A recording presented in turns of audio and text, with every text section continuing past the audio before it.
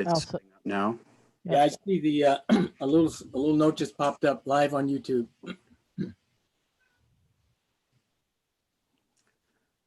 So good morning, everybody on YouTube. Thank you for joining. This should be an interesting meeting. I hope some of you are taking notes and thinking about questions, because you're going to need to raise those up through your chain of leadership.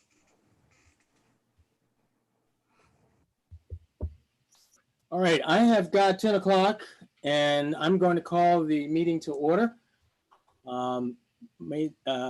Records officer, please note that in the minutes. And the agenda, the first item on the agenda, well, before we actually get into that, let's just do a little bit of housekeeping. For those of you on Zoom, we have decided that it probably is best technically for the meeting to have everybody not only mute yourselves, but turn off your cameras, and that will give us the best performance for the meeting. And then when you would like to speak, you will either be called upon by the chair, or you can raise your hand. Okay. With that, I believe we're ready for the Pledge of Allegiance, our first order of business. I've asked Dr. Tom Buck to lead us in the pledge.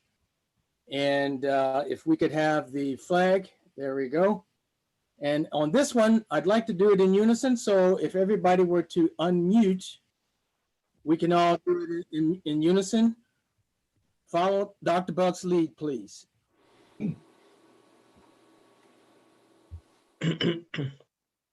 I pledge allegiance to the flag of the United States of America, and to the republic for which it stands, one nation, under God, indivisible, liberty and justice for all.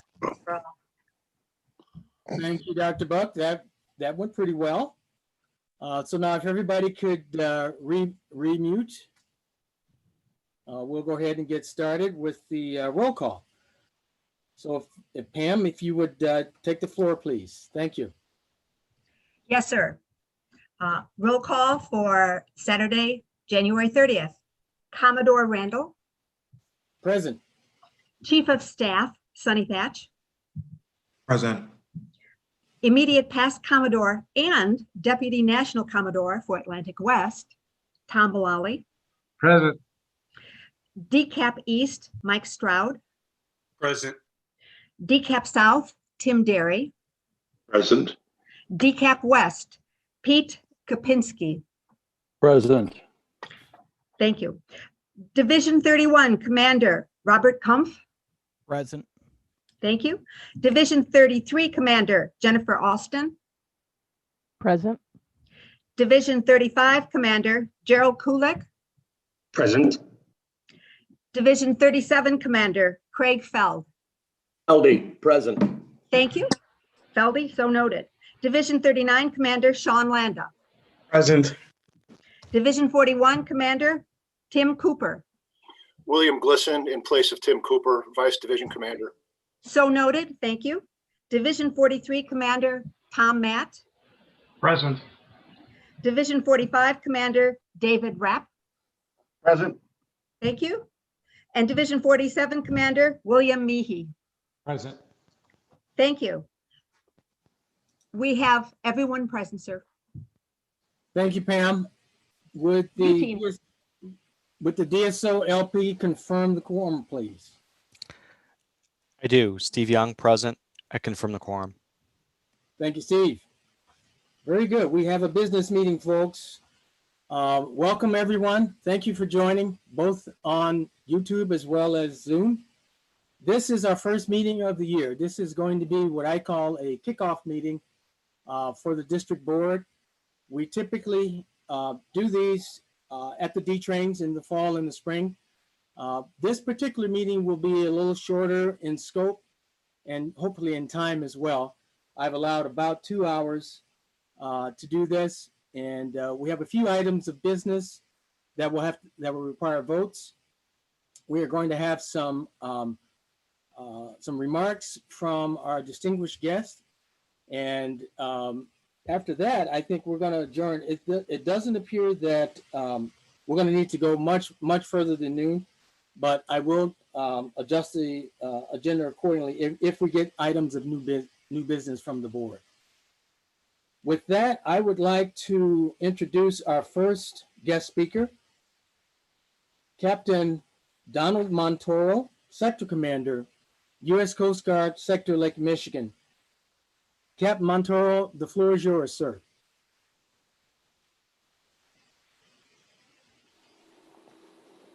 Commodore, I don't see him on the attendance list. Okay. All right. I'm not sure if he had an issue getting here or not. We can move on though and come back to him. The next scheduled speaker was or is Lieutenant Commander Ben Morgan, 9th District, Dyrox. Commander Morgan, the floor is yours, sir. All right. Thank you, Commodore. Thank you for having me. And good morning to everybody in 9 Western. Really appreciate the invitation to be here. A lot of you, the last time we spoke was probably back at the virtual D train back in the fall. I know Commodore Randall and I, we speak on a pretty regular basis, and appreciate that relationship, Commodore.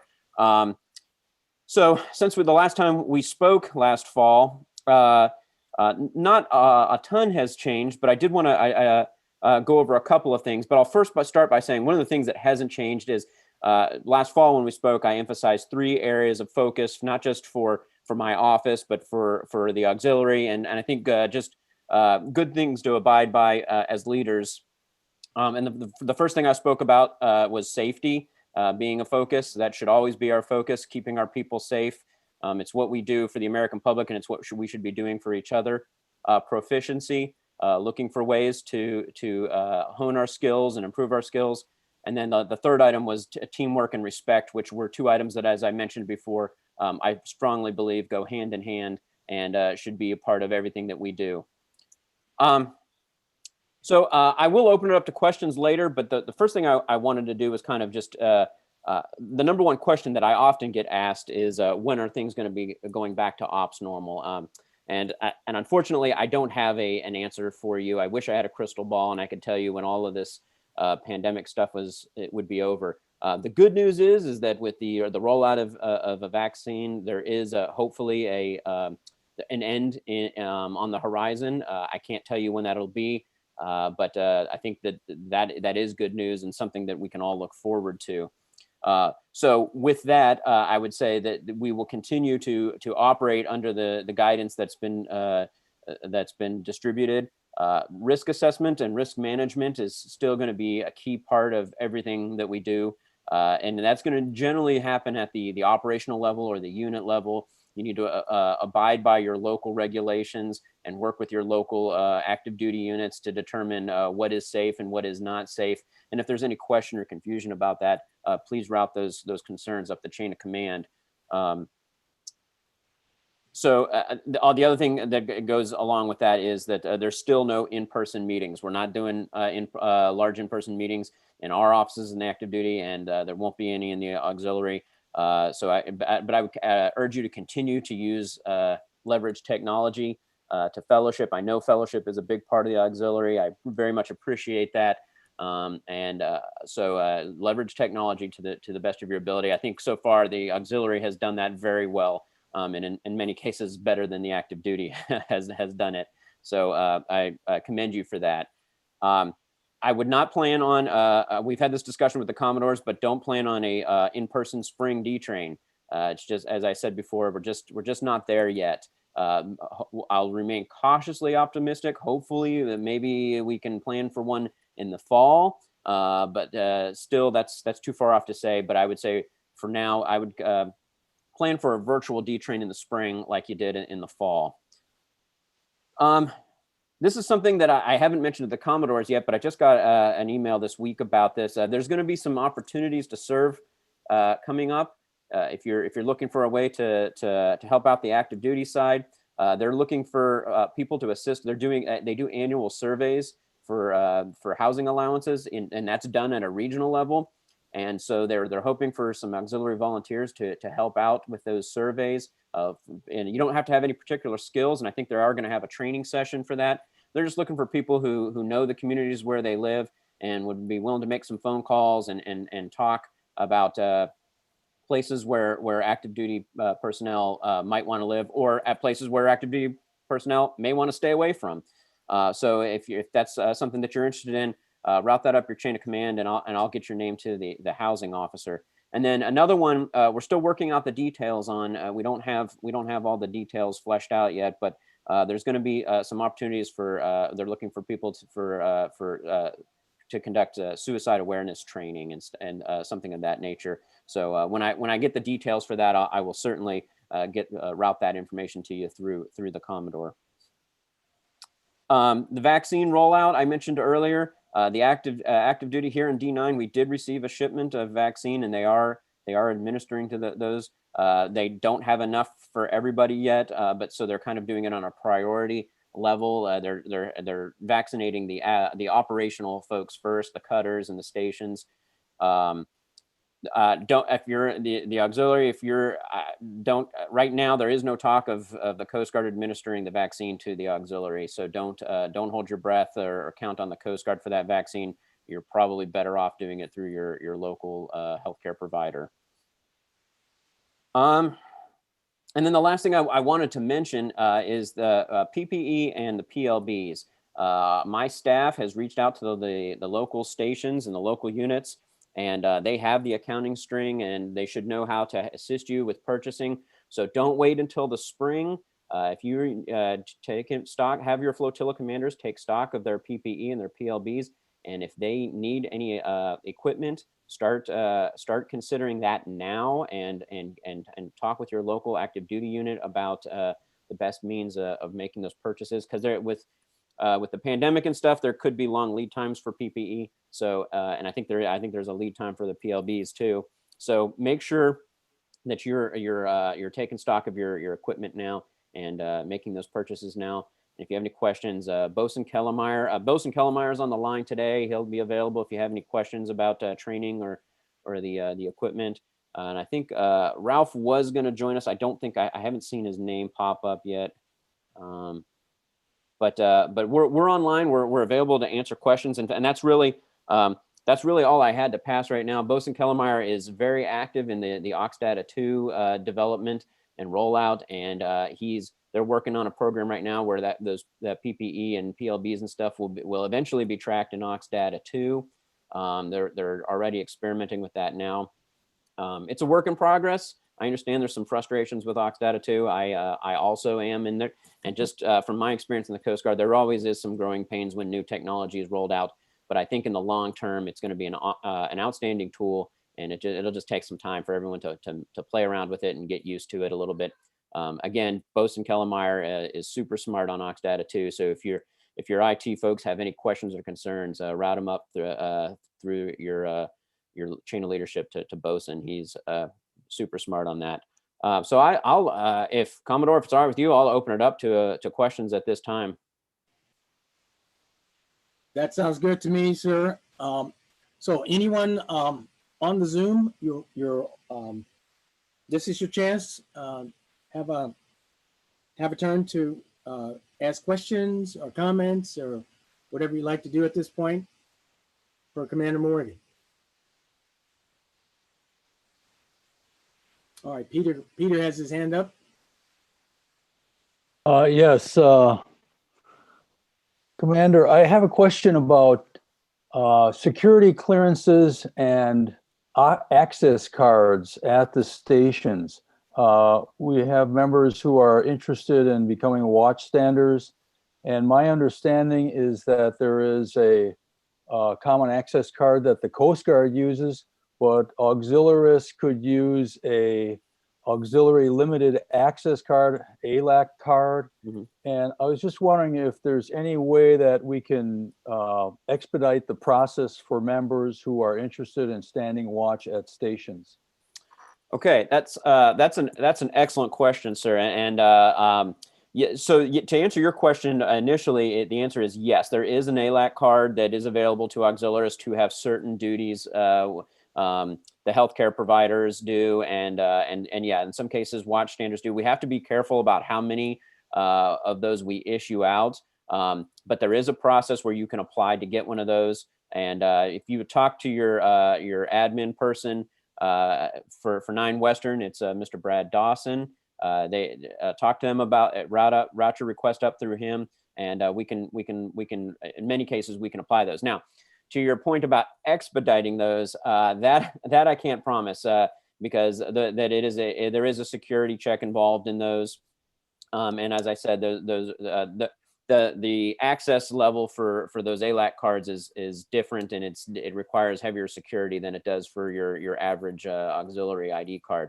So I can't necessarily expedite those, but yes, for watchstanders, in certain cases, yes, we can get an ALAC card so that an auxiliarist can stand watch. Am I correct in saying that my understanding was that you need a direct operational clearance to receive that ALAC card? Is that true? Probably.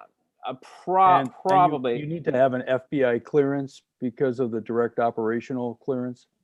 Well, they'll do for the DO. They do a background check. Bosun, are you familiar with what level of background check they do for the ALAC card? I don't know the exact level of security clearance, but I'm sure that there is a background check involved. Yes, sir. I do not know the exact level of the clearance. I just know that for those ALAC cards, if a member is wanting to become a watchstander, that he essentially needs to be vetted through the operational command. So whether it be the XBO or the OINC at the station or the OIA at the station, essentially needs to submit an email to either myself, Ralph, Mr. Dawson, and just requesting an ALAC card for the member in order for them to stand watch. So you have to be vetted through the station first, and then after that, then we take care of our part up at the office with the background investigation. Thanks, Bosun. Thank you. I see Tom Matt's hand up for a while now. Tom, you have the floor. Good morning, Commander. I understand our ID card, the auxiliary ID card machine needs to have updated software. So we're kind of locked down on getting new ID cards. Is there a timeline on when that's going to be available? Yeah, that's a good question. I get that question a lot too. I know that there's a queue building up of auxiliarists needing ID cards, and and I apologize for that. They switched. I think I might have mentioned this back. Probably we're still dealing with this back in the fall. They swapped out our computer hardware, and when they did that, we lost the software that was necessary for those ID cards. It's not installed on the Coast Guard standard workstation. We have to get special permission to put that on. They installed the software a couple weeks ago, and when our aux admin assistants went to start making ID cards, they found out that it was the wrong version of the software, and so we had to kind of start over again. I know that Frank was working on that, and Ralph, they were kind of pestering the IT people to get in there, and I think we're close. I know that there is a queue of folks needing ID cards. I know Frank had a big stack of applications printed out, ready to go. So we are aware that it's a problem, and I think we're close to getting it resolved. Once we get that software on, it's going to take us some time to clear out that queue. So it's going to be a while, but we're going to start cranking them out as soon as we get that software situation taken care of. Okay, thank you, Commander. Sean Landa, you had your hand up. That was the exact question I was going to ask, so okay, not necessary. Very Thank good. you. Craig Feldy, you had your hand up. All I was going to say was when I got my ALAC card, to answer the question about security clearances, you do not get a security clearance. You get a security category called Trusted Associate. You are not direct operational. Okay. So that's all I wanted to tell you. But it's probably that still required a background check, though, I'm sure. Yes, it does. Yeah. Okay. Thank you. Tim Derry, you have your hand up. Thank you. Good morning, Commander. As we left the operational season last year, there was some certain things that had loosened a little bit, and we were able to do some limited surface patrols and so forth. Those missions that were allowed as we left the operational season in fall of 2020, will they roll over to the spring of 21, or are we going to have to, are we starting from scratch, standing down and going to have to readdress everything? No, I think right now the policies that are in place have remained unchanged from that those operations. I know headquarters released an updated guidance concerning COVID for auxiliary, but really what it did was it pushed a lot of the discretion down to our level and to your level to determine what operations we can and can't do. Right now, the update, I think it's update 2 was the last one we pushed. That is still in place. As I mentioned earlier, really it's going to be a risk assessment that's done and a risk versus gain assessment that's done at the local level that'll determine what can and can't be done as far as operations go. It'll be determined by your local stations, your local sector, and then, if there's a concern, I mean, if there's a way to mitigate a risk, that should be considered first before launching on anything. Thank you, sir. Yes, sir. Very good. Thank you so much, Commander and Bolson, for being here.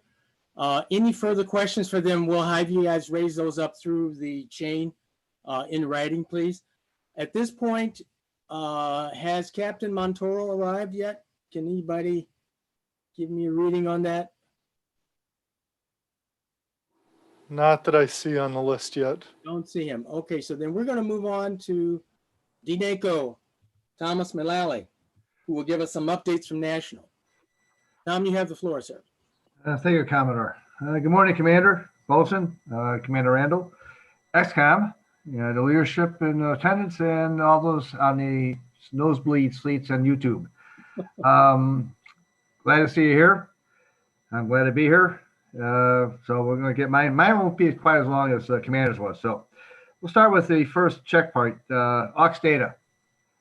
I need every member to check their records in aux data and make sure the contact information is correct. We had some issues at National that was brought up there. Needed to get a hold of some people, and unfortunately, during the migration from aux data 1 to 2, the contact information became obsolete. So we need to please have every member check their aux data information. If we need to reach you, we're not going to be scrambling. You need to go one place and find it. So if you would, please check that. Thank you. Just so you know, February 19th, there'll be a meeting of the whole broadcast on YouTube. That will be here. Commodore Randall will be in presence, and all your district commodores and chiefs of staff, along with the NEXCOM as well. This will be a first, because usually there's a closed session at end train. This is going to be open up to the entire auxiliary nationwide. So it's going to be rather interesting. So a meeting of the whole, that's going to be on the 19th of February at 12 noon Central Time. Then on the 20th of February at high noon, there'll be a board meeting. Again, this will be broadcast live on YouTube, so every member of the auxiliary can see what's happening at the upper level echelons. Again, this is the first time we're doing this, and it's something that probably will stay in place from this point forward, even though we go back to in person eventually. Be ready for more events to be broadcast on YouTube. There's a lot of talk about how successful it's been. And it was during the elections, I understand the high water mark we had on YouTube during the elections, the national level is 400 plus, which is pretty good. There's no way we had 400 people at our NEXCOM meeting or NACON meeting in Orlando. So that's a positive, all right? You may have heard some issues regarding online education. The particular issue is Adobe Flash. Adobe Flash got yanked from the entire world of the computers back in December. Unfortunately, a lot of our classes had Adobe Flash built into it, and that won't run no more. So a lot of classes have been converted already. A lot of them are in the process of being converted, and a lot more new classes are being developed for online. All right, so be ready to see a lot of things coming down from the member training environment, and it will be something that I think a lot would be pleased with. There's some very interesting graphic arts people that have gone into this online education, this animation. Looks good. Also, word you may have heard is AUXA, Auxiliary Association. Commodore Pika, excuse me, has really turned that unit around. That's the ones you get your uniforms from the uniform store, and that helps the auxiliary out with fundraising, etc. They're the 501c chapter. He's really done some major things with us. So we're going to have him on our DNACO meeting this coming Monday, but he's dropped some major costs that we've had in the auxiliary down significantly. So a lot of your dues monies that go to national, we're actually recouping a lot of those expenses. So just let you know, if you hear that name, there's a reason. He's really doing well. My last thing to bring up is articles. I know this is something every commoner goes through, and Harvey's going to learn this, him too. Articles for currents, but also I need articles for Navigator and Navigator Express. Remember, we market ourselves. We got to blow our own horn. Typing up something, even if you think, well, I can't type this. I don't know how to write a story. Even if you jot down ideas, people at the district level or national can actually make it into a story, presentable story. So please, if you got anything, blow your own horn. I know Ninth Western has been in a spotlight a little time this last 2 years under my regime. I know Harvey's going to keep it the same way. So if you get the stories out there, that'd be great.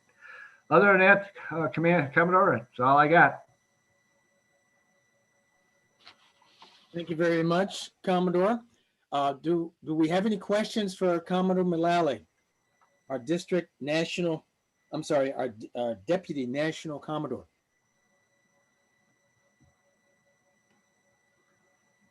I paid him extra to be quiet. And that was money well spent, because I don't see any hands raised. All right. One more time, I'll check to see if our sector commander has arrived. And I still don't see his name.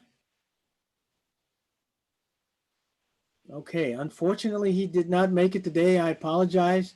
I'm not sure what happened, but we'll definitely try to get him on the agenda for our next meeting. At this point, we will move into my comments, which are going to be a little bit lengthy, and I'm going to ask John McDonald to do the file management for me. We're going to start with the introduction of the 2021 Chain of Leadership and Management. So everybody knows that Aux Data has the information in terms of who all of our officers are and how they link up in the structure and the organization. I tend to like to see pictures or graphics. So what I did was I took a lot of that out from the system and put it into this PowerPoint slide, which is also a PDF slide. And I'm going to walk through this right now just to introduce you guys to the chain. It has changed to some extent, and in other respects, it is the same as it was before. So let's continue to respect the chain. And if you notice, the color coding here is the blue indicates your elected leadership, and the red indicates your appointed leadership. The lines, if they are solid, that is a direct reporting relationship. If they are dotted, then that is a functional, or what we call a supporting relationship. In other words, a lot of us are going to have two bosses, and that's something that the chain of leadership allows for, and it's called the parallel staffing component of the chain.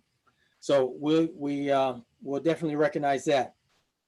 Okay, so the first slide talks about the executive committee, or the XCOM. And on the XCOM, you have the bridge for the district. This is the highest ranking officers. This is the group of guys that are accountable to all of us and to one another for getting the work done in Ninth Western. We do have our immediate past Commodore Mullally here.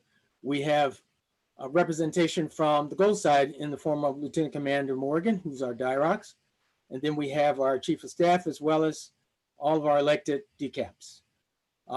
There is one special note here that Timothy Derry is doing a point of contact for us with a very large and very influential yachting association in Chicago. That is your XCOM. Your XCOM is going to be very, very active this year. Let me just leave it at that. Next slide, please. Now, the district board consists of the NEXCOM plus the division commanders. And the division commanders that you see here, there are some returning players as well as some new members. We do have J.R. Kulik, who's new to the board. Jennifer Austin is new. Rob has been with us. This is the second time. Craig is new. Sean is new. Tim also is joining us for the first time. Tom Met is a veteran. He's coming back for his second tour. Dave Rappy and Bill Mahi. Bill, I hope I'm pronouncing your name correct. Is it Mahi or Mahi? I'll have to work on that. My apologies. So this is your division leadership, and notice that this is the voting membership. This is the entity whereby we conduct business and we we make decisions formally for the district.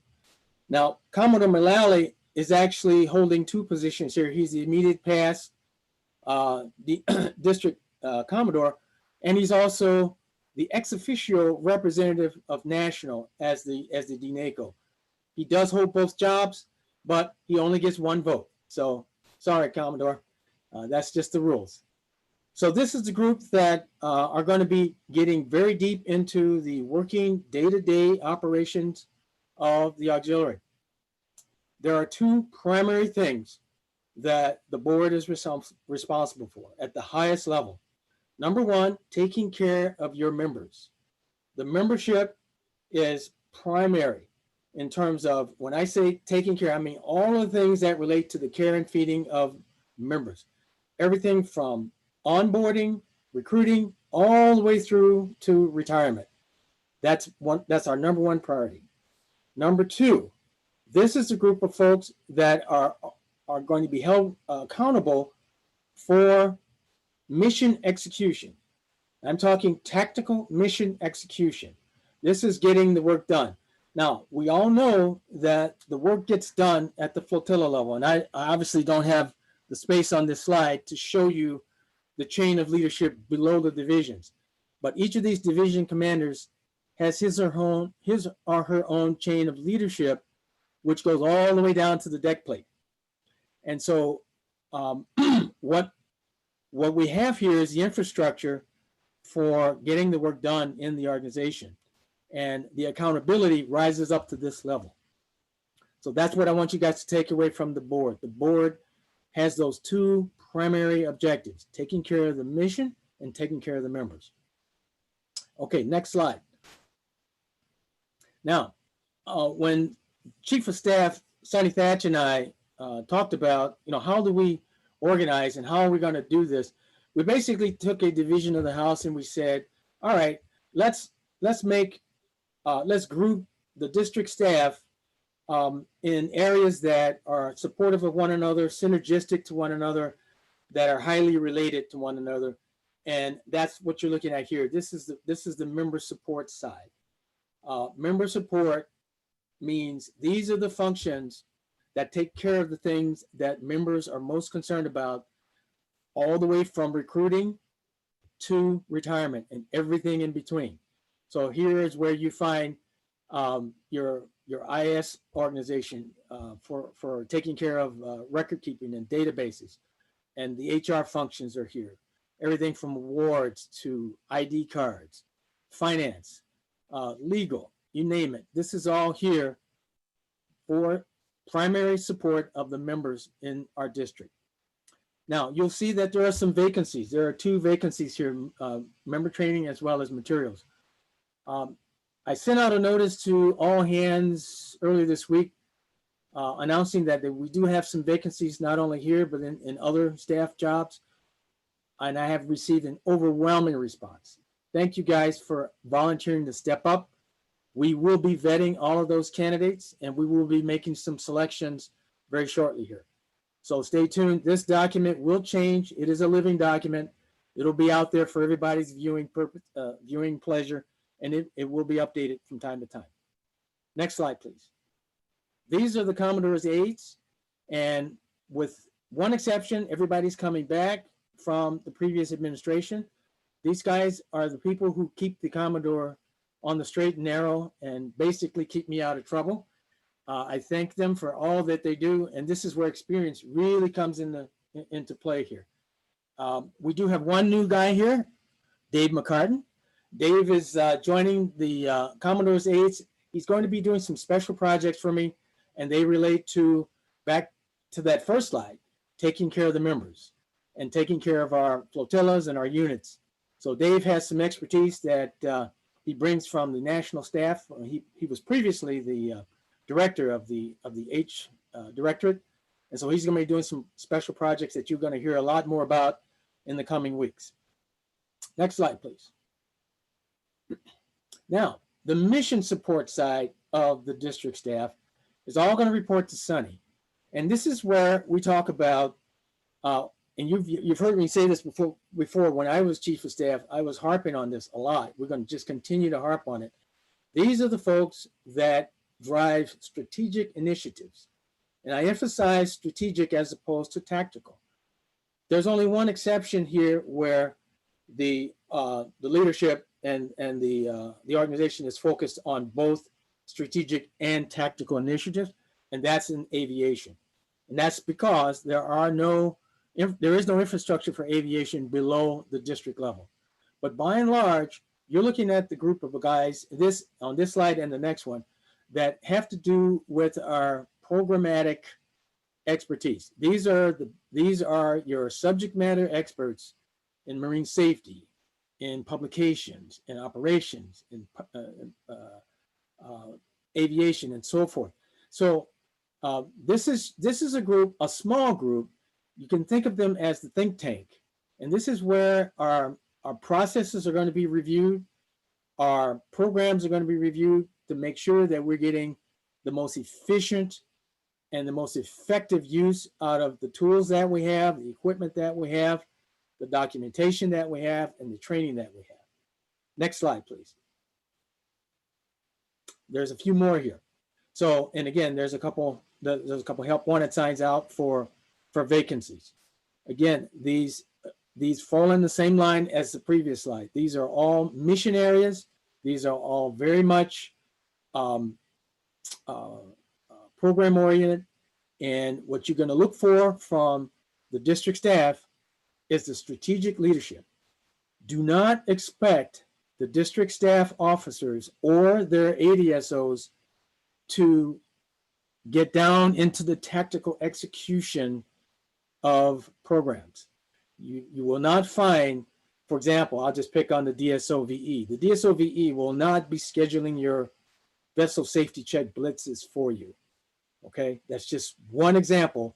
And take that as, what that means is that office and that individual, and if there are any ADSOs underneath that office, they are way too busy to get into tactical execution. We only have a small number of people here in the district staff.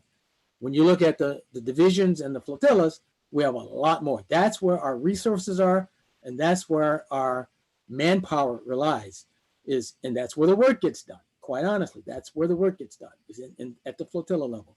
So look to these guys here to be your guiders, your leaders, the subject matter experts, but they're not the doers per se. Now, I put a rebuilding label on AUXPAD. I have made no appointments for AUXPAD at the moment. This particular program is going to get a fresh look this year under Sonny's leadership and working closely with National. We're going to be restructuring the AUXPAD program, both ashore and afloat. We have been given the go-ahead by District 9 leadership to institute this program. And quite honestly, we haven't made a lot of progress. So we're still struggling to get a little traction here. And if you look through the district commander's instruction on AuxPad, you kind of get a feeling for why that is. Those qualifications and those requirements, those PQSs, to really get qualified in this program are quite significant. They're not easy. They're not simple. So we are going to try to leverage the knowledge that we do have in the district and put some new leadership in place to get that program off and running. That's one of our major strategic initiatives for 2021 is the AuxPad program. Next slide, please. Okay. Excuse me, Commodore? Yes. Commodore, supposed to, would you mind, can I jump in for just a second? Go right ahead, sir. I'm sorry, I don't mean to interrupt. So I just want to kind of piggyback on the new AuxPad program that you were talking about. That is going to be one of the new, like you said, the new upcoming programs in Western, and the person who, or the folks who are interested in that program, I don't want them to feel like that's going to be a complete build from the ground up and they're going to be on their own, kind of out on an island by themselves trying to do that. Right now, currently in 9 Eastern, we are already, I would say, leaps and bounds ahead of, more than likely, I would say, a good portion of the rest of the nation in terms of the program. So if there's any questions or doubts as to, oh, I don't know, that might seem like an awful, a big responsibility for me to take over and try to build that program, it's already up and running in our Eastern region. And so there would be a lot of guidance and a lot of experience already starting over there that would help that person kind of get, initially started with that program. So don't feel hesitant to raise your hand and take that spot over. So just want to throw that one out there for you, Commodore. Thank you, Rose. And in fact, your membership. I do appreciate that comment because one of the things that we do in in the 9th District is that we network well. The 3 Commodores of the 3 regions meet on a regular basis.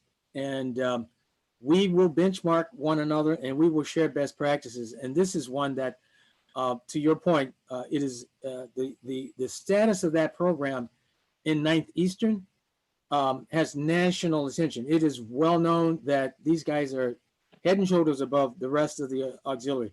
So we're very fortunate to have them very close by.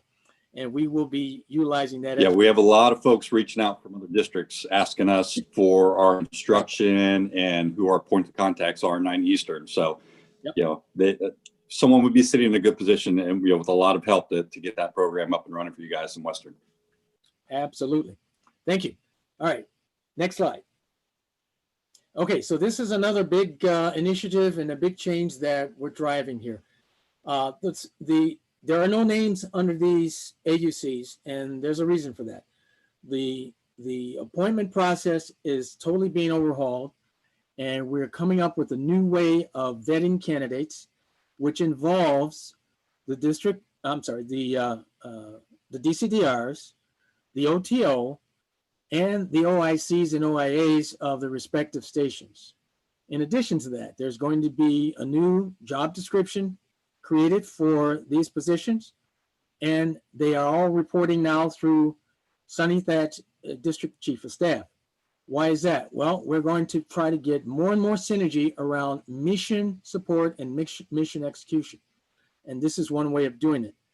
The number one objective of an AUC is to build relationships. We have a natural barrier that's inherent in the fact that there are 4 components within Team Coast Guard: the active duty, the reserves, the auxiliary, and the civilian workforce. And whether we like it or not, human nature says there are going to be boundaries between all of those components. If we really want to act like a team, then we need to break down those barriers. We need to actively, proactively go after them and find ways to work together, find ways to build relationships. So the qualifications for these jobs are now raising to a new standard. And we're going to need to put people in place here that have the ability to tear down boundaries and build relationships across between the gold side and the silver side. So I'm very optimistic this is going to be a new way of operating. We're gonna solve some of the problems we've had in the past. I have the full support of not only Dirox and the OTO, but I also have Captain Montoro behind us, and we are moving quickly. Hopefully, in the month of February, you're going to see a lot of names populate on this chart. So that's the active duty liaison. Of course, I don't mean to belittle Tom Buck's role. He is and will be the sector coordinator for Sector Lake Michigan, and he plays a vital role there, and he continues to do that. Okay, next slide, please. These are the district committees. These are the standing committees. We do have a robust group of past Commodores, and they will be led by Commodore Mullally. These guys are there, these guys and ladies are there to provide advice and consulting to me as the sitting Commodore. They will be giving me a wealth of knowledge and support as I learn and grow in the job. And trust me, there's a lot of learning and growing to be done here. Mike Waddell is coming back and bringing back most of his committee for conferences. We do have a audit committee, and these guys are active right now, auditing our books. And last but certainly not least, we have our fantastic honor guard under the leadership of Bill Glisson, who's the captain. These folks are going to continue to do us proud at parades, at Coast Guard Festival, at whatever ceremonies that we tap them for. We are blessed in this district to have a very, very strong honor guard. And I can't thank them enough for the work that they do. So you're going to see a lot more of them in the next couple of years. I believe that's the last slide, right, John? Okay, thank you. Let's move on, and I'm going to talk quickly, but I'll give you guys a few minutes for questions at the end. The next exhibit I want to talk about is our operating mechanisms, which includes our reporting mechanisms. Now, this is something I put together just to kind of get my arms around who's doing what, when, and where, and how often do we get together, and how do we communicate with one another. So the big one, you know, the big elephant in the room is the written reports. Yes, we still have to have monthly reports. There are due dates depending on what position you hold on the district leadership, and of course, there is a format that has been talked about. I was not able to get the new format properly defined and disseminated before this meeting. So, and for that matter, for the month of January, please continue to use the old formats that you're used to. And then when we move forward, hopefully by the end of February, we'll have a new reporting format to share with everybody. But what's more important than the format is the content. So obviously we've had a lot of work done so far this month. I would love to hear about it through the chain of leadership. There are other meetings and forums and leadership groups that you can spend some time in this. You can see that we're quite busy at the district level, and I want to shout out to Dirox and also the command cadre at Sector Lake Michigan. We have now operating mechanisms on a monthly basis that, if you go back a couple years, there was nothing. The communication was very, very thin and infrequent and unpredictable. Now we are getting closer and closer and learning each other's ways of doing work and ways of doing business. And this is a very, very positive development. And I in general, I don't like a lot of meetings, but the meetings you see on this exhibit here, they are absolutely necessary and they are absolutely fruitful. So if you have things that you want to raise up through the chain of leadership, and you know, for example, that say I'm going to have on every other week, there's a meeting where I get to talk to the other two Commodores in the other two districts. then you now have some feel for the timing of that. So if you want me to bring up something for you, please send it up through your chain. Same thing with the DNACO meetings, which are Monday nights. The senior leadership group, by the way, I should mention, that is the D9 command cadre. So that is the admirals. That is the admirals meeting. So we're very privileged to be a part of that. Okay, that is the operating mechanisms. And I have one more exhibit called the op plan, and this is the big one. Okay, John, is it possible to open that up a little bit?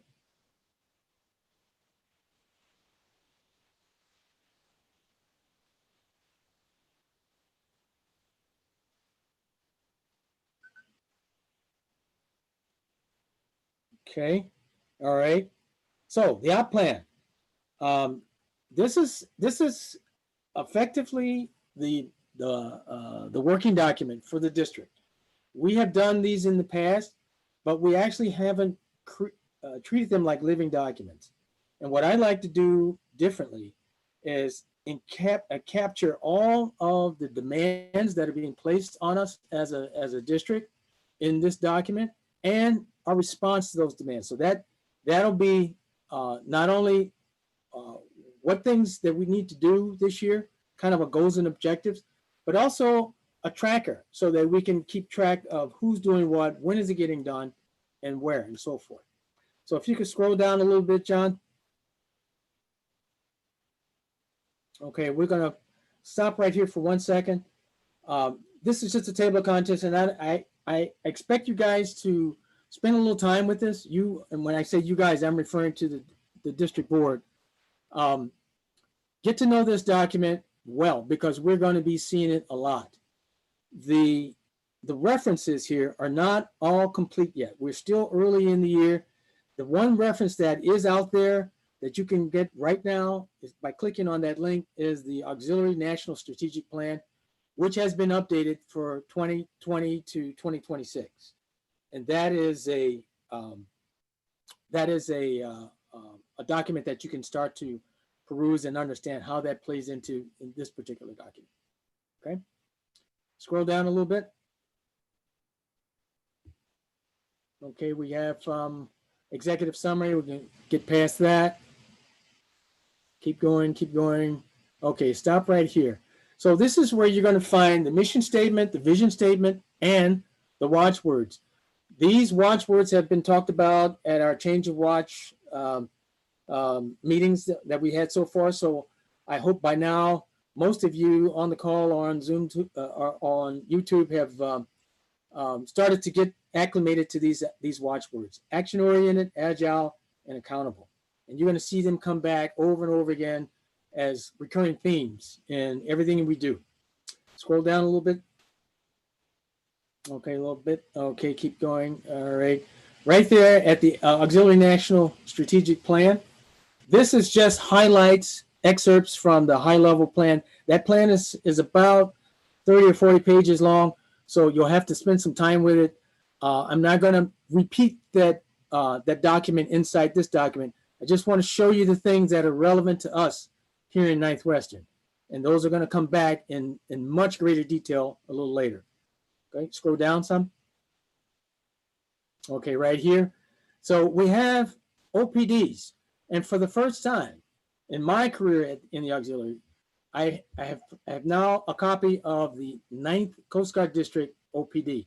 Typically, we would only see the Sector Lake Michigan OPD, but we're starting to get more and more visibility into the inner workings of the organization, of our parent organization, and we are starting to make inputs to those, and they're starting to understand our capabilities more and more.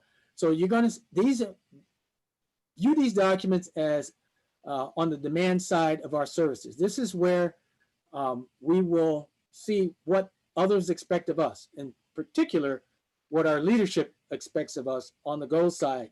And right now, I'm not at liberty to get into or share the 9th District OPD, and the Lake Michigan OPD is still under development.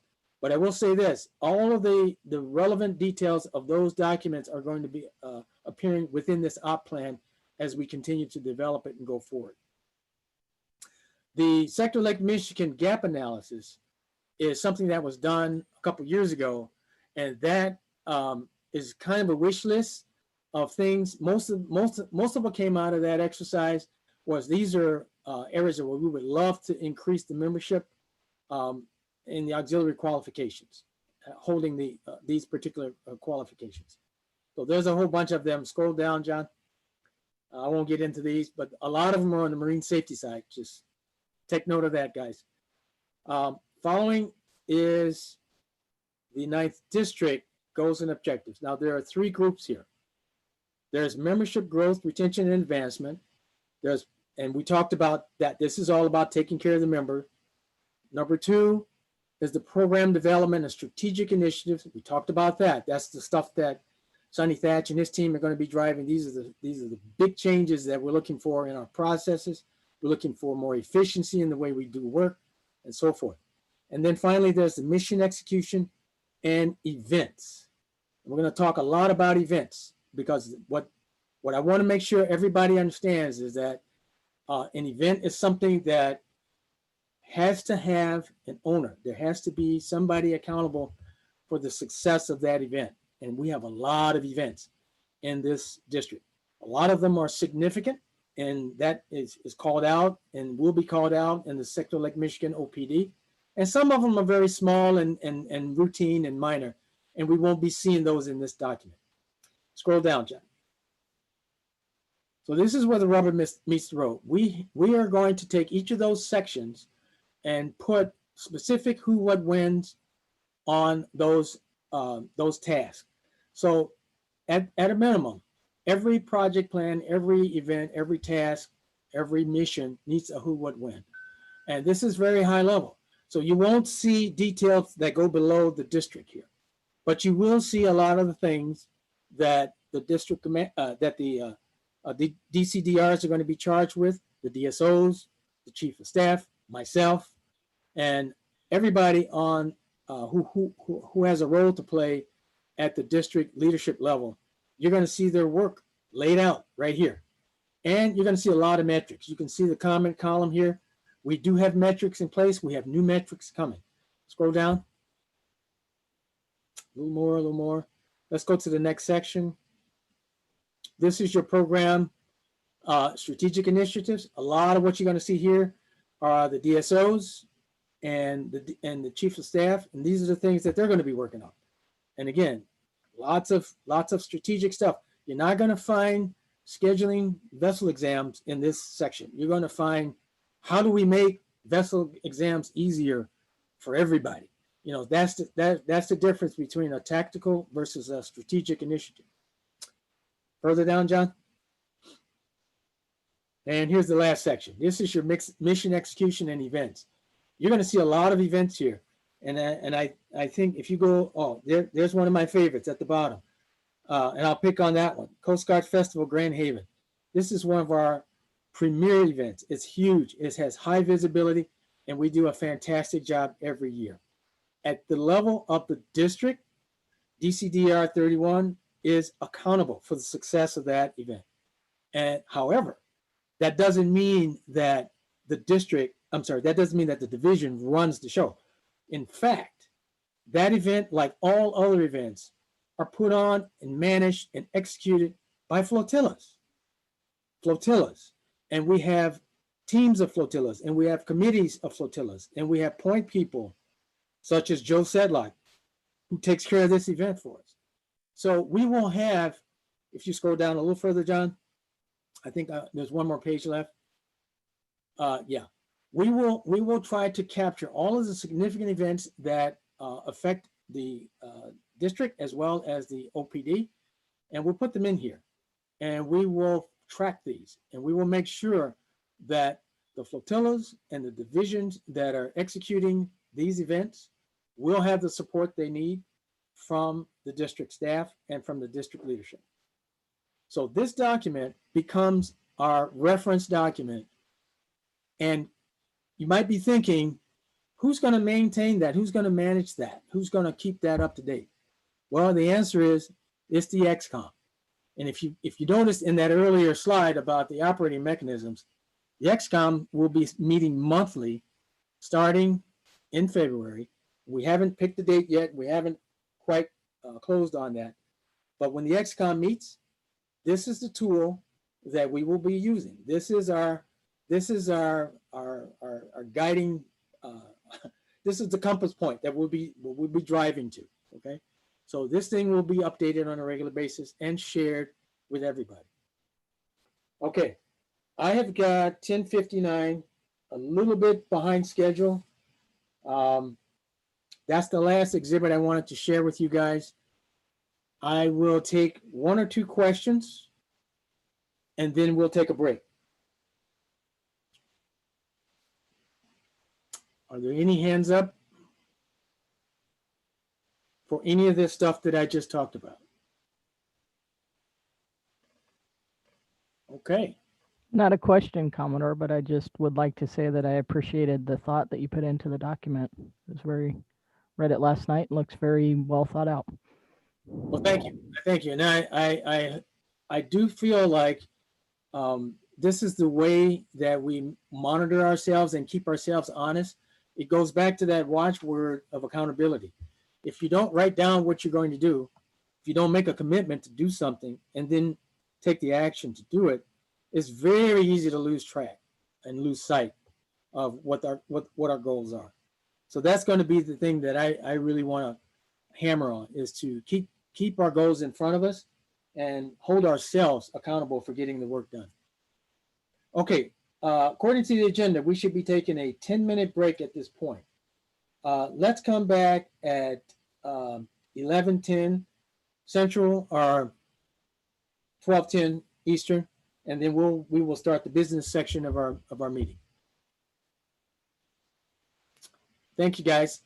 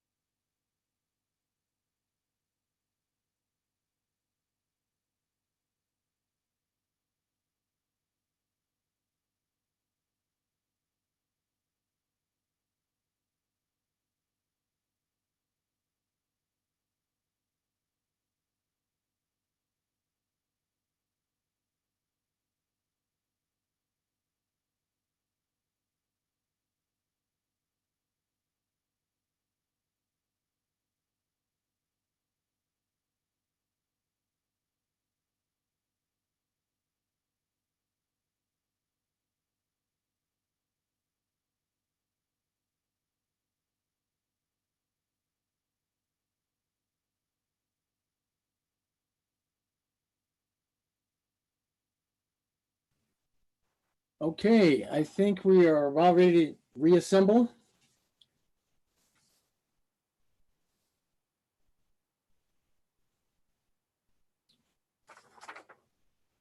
So at this point, we'll move into the business portion of the meeting. And I'm going to start by reviewing, I'll start with the acceptance of the minutes from our 23 October 2020 meeting. That was our first virtual meeting. This is actually our second. So everyone should have seen this. It's on the related documents, which you can link to out at the district's OneDrive account. So at this point, I will entertain a motion for acceptance of the minutes from the October 23rd, 2020 board meeting. Commodore, I'll make that motion. This is Rob Kump from Division 31. Thank you, Rob. Is there a second? Good second, Tim Derry. And it has been moved and seconded that we accept these minutes. Is there any discussion? Any changes, deletions, corrections?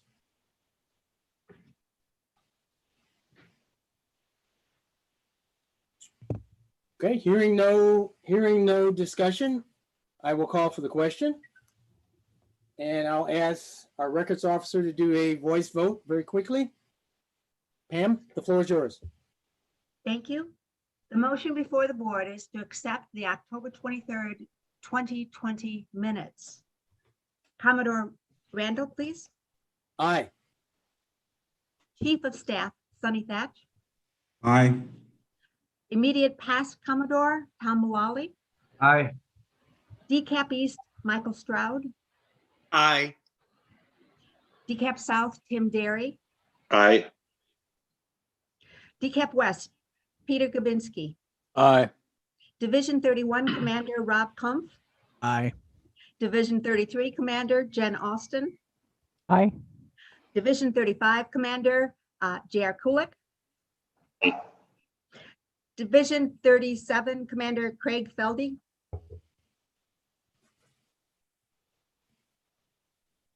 Aye. Thank you. Division 39 Commander Sean Landa. Aye. Division 41 Vice Commander Bill Glisson. Aye. Division 43 Commander Tom Matt. Aye. Division 45 Commander David Rappy.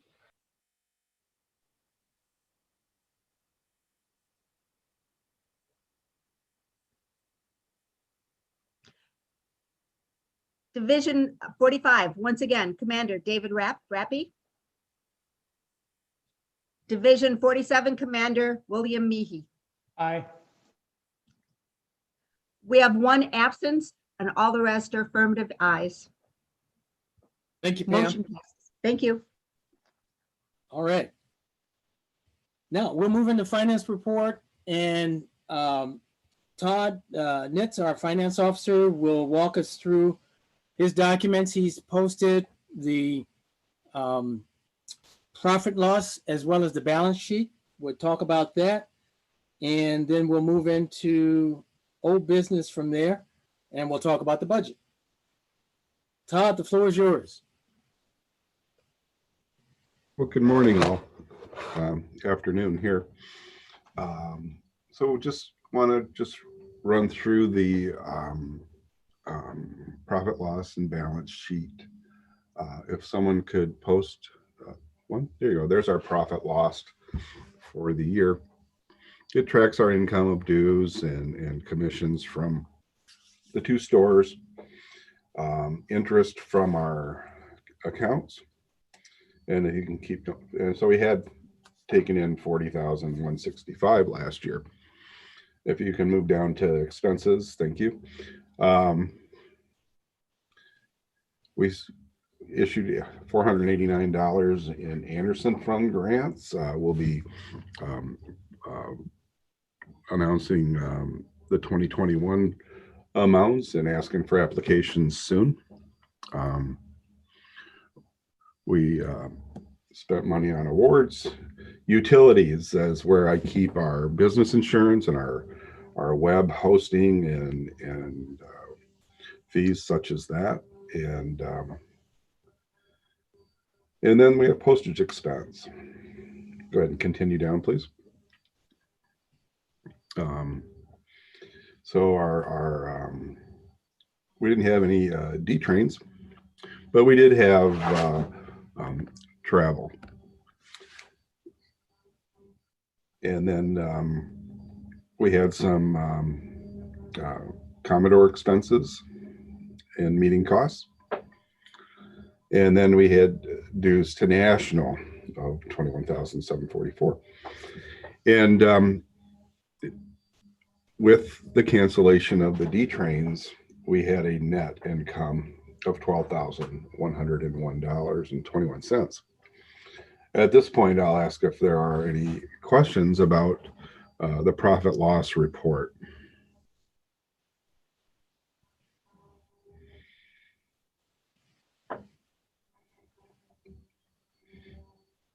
Okay. Shall we? Does that report need to be accepted, Harvey? No. You can show the balance sheet if you like next. Yes, please. Todd, just one real quick question on that. The previous slide, the ones that where it says like October, July, those are all the prorated dues. Is that correct? Let me pull my copy up here and check that out. I just want to make sure I'm understanding what that chunk of his info Can is. you repeat your question, please? So it was item 6A, the dues, where it shows October, July, April, and the smaller amounts versus the annual dues. Those are just the prorated for members that joined in those quarters, correct? That's correct. Okay, Yeah. thank you. A full amount in the annual due portion, and then 3/4, half, and a fourth. Okay, great, thank you. When you get your ID number. Okay, good. So yes, if we can bring up our balance sheet.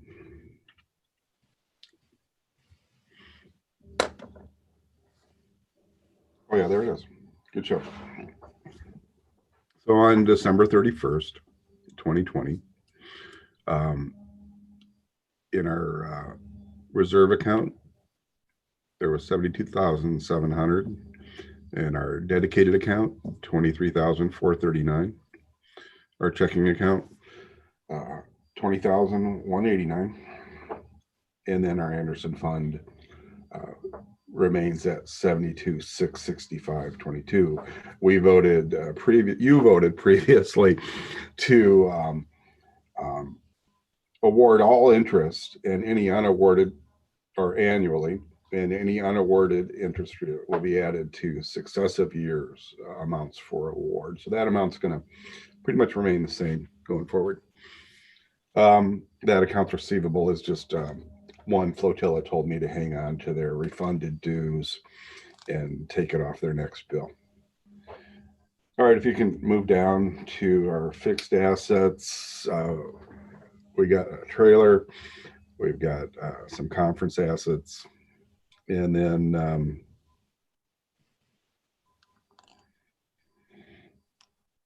it shows our total liabilities and equity at 191,191.87. Will there be any questions about our balance sheet? All right, well, thank you. Thank you, Todd. Okay, the next order of business, well, at this point, we move into old business, and we only have one item of old business today, and that is the budget. So, John, if you would please put up the budget for us.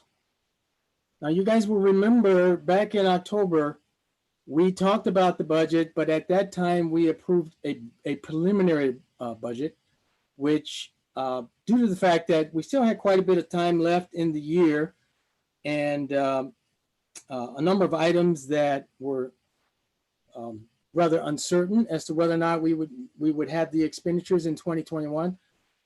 We went ahead and said, all right, this is a works in process. And between that meeting and now, Todd and I have spent quite a bit of time scrubbing these line items, making sure that they are legitimate, checking back and double checking where expenditures have been in the past and so forth. And so I'm happy to report that we were able to chip away at that negative or that deficit balance, which I believe back in October was on the order of 8,000 or 9,000. And John, if you would please scroll down to the bottom line. Today we are sitting at less than 3,000 in terms of a budget deficit. So ideally, we would like to start the new year with a zero or balanced budget, but there are a number of expenses that are real, even though we will not be having a spring D train. And if you recall, we did indeed give back portion of our dues from 2020 in the form of a reduction of dues in 2021. So all of that has kind of come into play here, and that gives us our bottom line of minus 2,467. I'm pretty confident we can still, when it comes to actuals, we can still do better than that during the year, and ideally we'll come out with either a favorable actual or a net actual. So we'll see. Todd, would you like to add anything to that discussion? I had to unmute there. Yeah, I just want to thank the Commodore for working so closely with me in preparing this budget. I'll point out that the decrease in net loss, I'll call it, is due to the cancellation of the spring D train. I hope that we can indeed have the fall D train, and as he said, the refunding of annual dues here in 2021 caused that 2,467 loss. But of course, we are carrying forward on our books a $12,000 savings from last year. So we're very financially sound. Everyone is doing a great job of being good stewards with the district's assets. You're all great to work with, and I want to remain available if anybody has any questions. And I do enjoy working with you all. Thank you. Thank you, Todd. Okay, at this point, I will entertain a motion to accept the finalized 2021 budget for District 9 Western Region. So Tom, Matt, I'll make a motion to accept it as presented. Okay, Tom, Matt has moved. Is there a second? Michael Stroud, I second. Thank you, Michael. At this point, is there any further discussion about the budget? Commodore, this is Rob Cum from 31. I just wanted to commend Todd and you, sir, for a very clear and concise budget. It was very easy to understand this year, and it was great. So thank you very much to the both of you. You're welcome. And I give a lot of credit to Todd because he's an expert at this stuff, and he's got the software to back it up and all of that. We thought it would be a good idea to present you guys with a 5-year picture, and that's what you have here. When you look at the entire file, you've got from 2017 to 2021, you've got your approved budgets, you've got your actuals, and you got the variance. So I think this presents a pretty readable picture of what's going on with our budget, and I do appreciate everybody's input to that. And if there are no other comments or questions, then I will call for the question, and we will do a voice vote on this one as well. So Pam, you have the floor. Thank you, Commodore. The motion before the board is to approve the 2021 budget as presented. Commodore Randall. Aye. Chief of Staff Thatch. Aye. Immediate past Commodore Mullally. Aye. DCAP East, Stroud. Aye.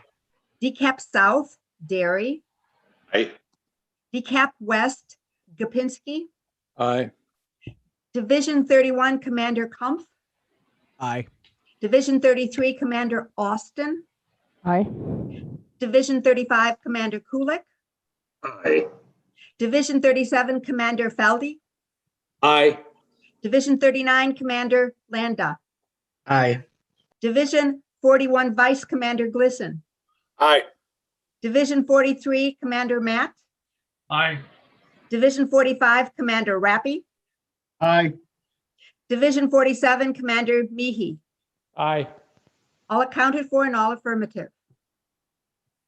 Thank you, Pam, and thank you, board. Okay, now we move into new business. And the only order of new business that I brought into the meeting is a big one. It's the selection of the Auxiliarist of the Year. And if you guys check your chat, you'll see there's a note from DSOCS Gensimer asking that all voting members to please be sure you have your login links ready for when we start. So before we actually start, I'm going to just take a minute to say a few things. You're probably wondering, well, why are we making a big deal out of this? Well, first of all, it is a big deal. But in terms of the way we're handling it, it's different this year. In the past, the candidates for Auxiliarist of the Year for the region would go up through the chain and they would land at the XCOM. The XCOM would make, each member of the XCOM would rack and stack the candidates, and then the Commodore would make the decision, the final decision. What I wanted to do a little differently was to kind of share the wealth, if you will. The reason I put this on the agenda as a vote before the board is because this candidate, the successful candidate who becomes the 9th District Western Region Auxiliarist of the Year for 2020 will go on to compete and represent us at National. And let me tell you, the competition at National is very stiff. And we had a winner 2 years ago in Gabe Lynn, and then we had a runner-up, I believe, last year, if I'm correct, in Rob Kump.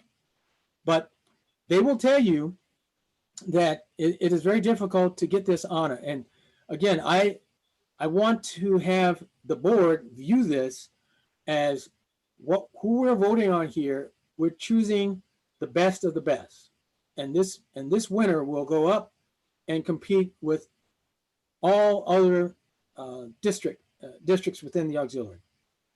And let me tell you guys, we have 8 outstanding candidates here. I was just blown away reading through the packages. Just phenomenal work that you guys are doing out there. And I really appreciate the leadership, taking the time and the effort to write up their candidates and get them into this format, because there's a little bit of work involved here.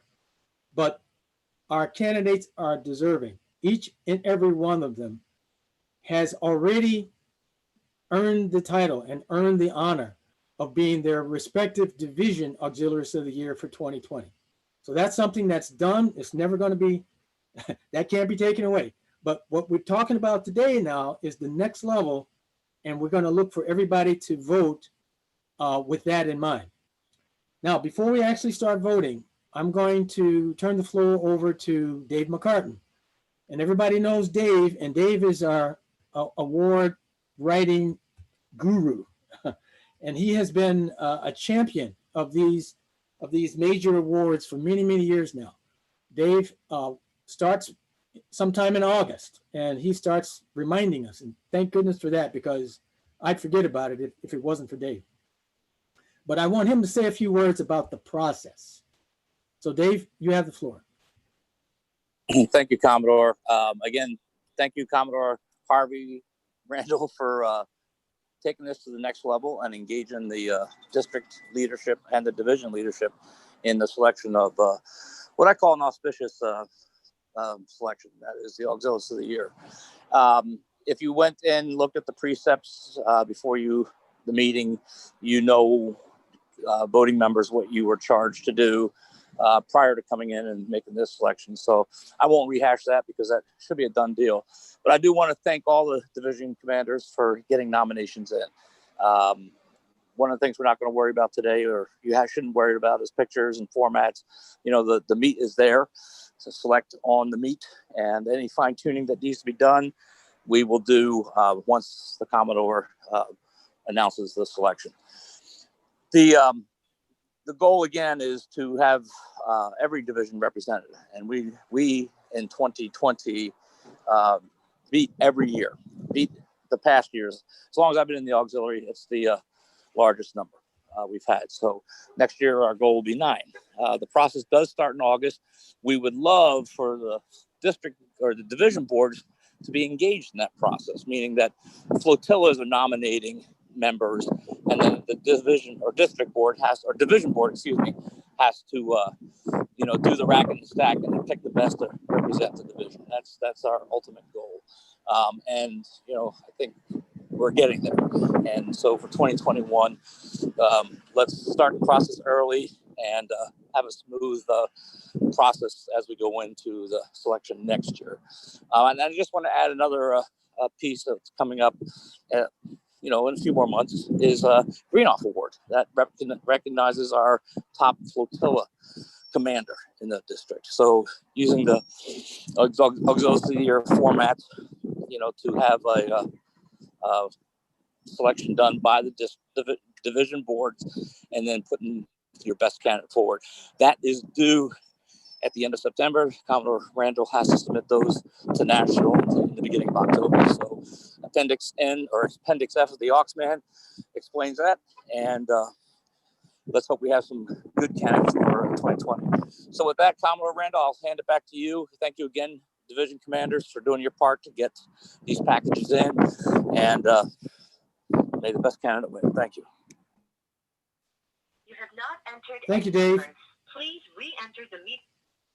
All right, we will now need to get prepared for the voting, and everyone should have the link to the sent to you by DSOCS Scott Gensimer.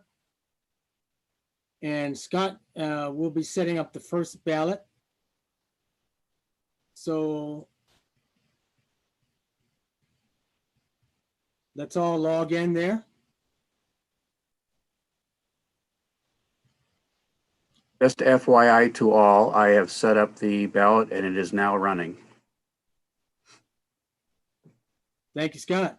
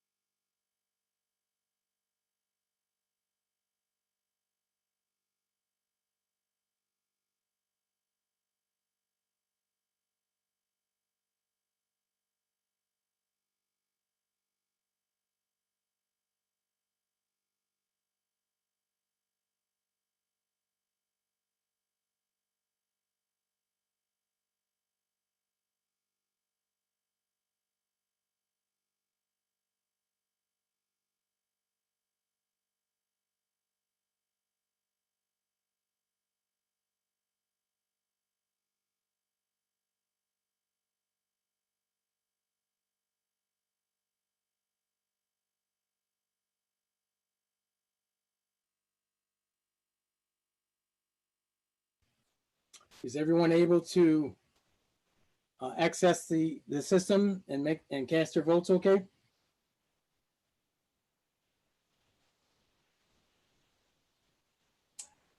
According to Scott, we're waiting for Commander Morgan's vote as a member of the XCOM.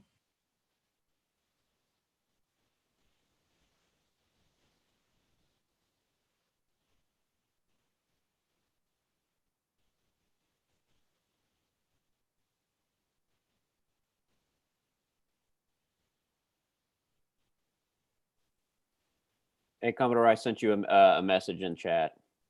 Okay.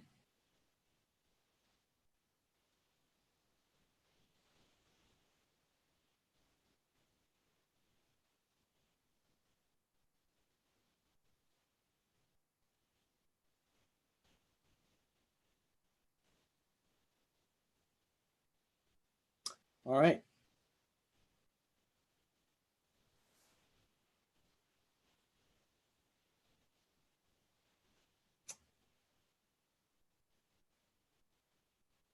So, Commander has decided to abstain, which is perfectly okay. We just have to make sure that Scott can handle that situation.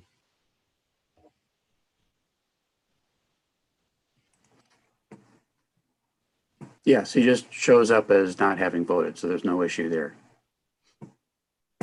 Okay. Should I go ahead and close then? Go ahead and close. Will do. We should have the results in a moment.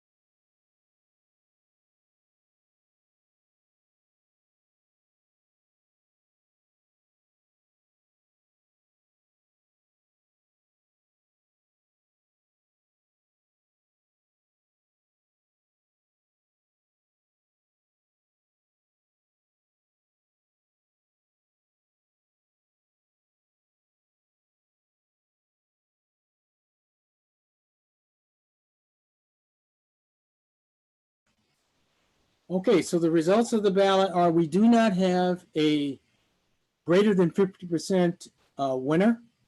So we are going to remove the lowest, the candidate with the lowest number of votes, and then we will run again.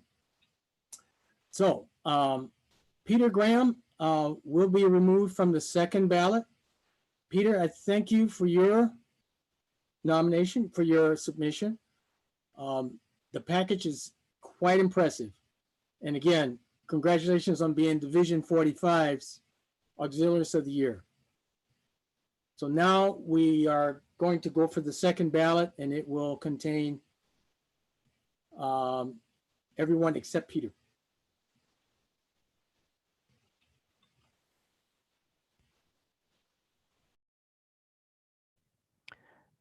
Scott, do you know if we'll be able to use the same direct voter links that you sent out for the runoffs, or do we need to have a different link for those? I am unsure. We'll give it a try. Yeah, we'll give it a try. If not, you should all have your voter IDs and keys to do it manually. There will be a link in your email that goes right to the ballot page, and from there you just manually log in using your voter ID and key. So if the link does not work, you can do it manually. Yeah, Scott, I just tried it and it shows the vote is closed. Even doing it manually. Okay, I was kind of afraid of that. All right, so we'll just have to do it manually then. So everybody have their voter IDs and keys ready for when I launch the runoff.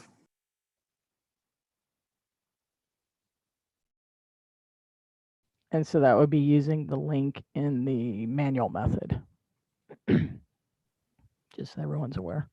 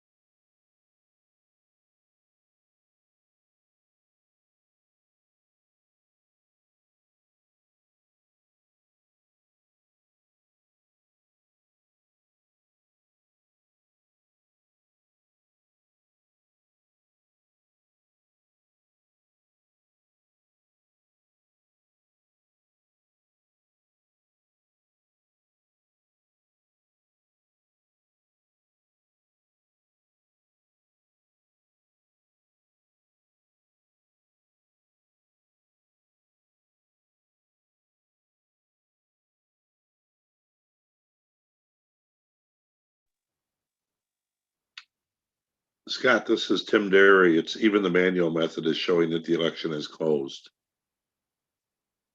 You might still be working on getting it set up, Tim. It will be it's rerunning under the runoff number 1. It shows as running, but I see it doesn't show up on the page yet.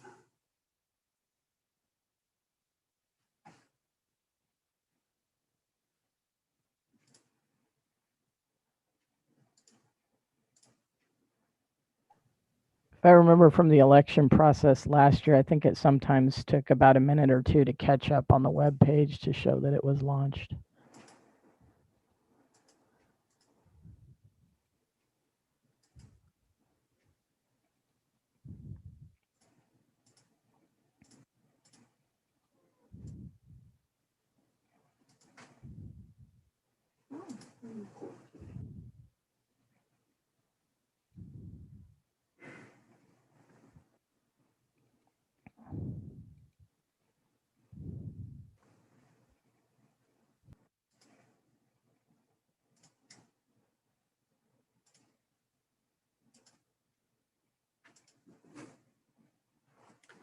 Okay, check now. It shows as running on the web page. Yep, it's up. Thank you. Sorry about that. I guess it took a little longer for the little electrons to travel. Must be a cold day up here.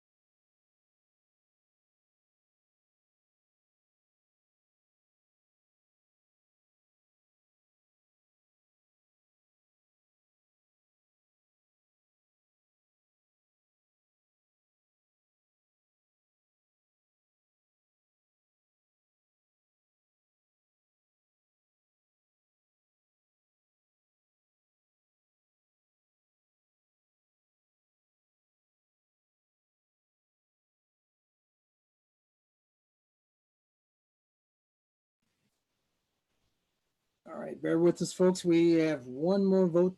Hey, Commodore, this is Peter Gopinski. I missed the part of how we vote the second time.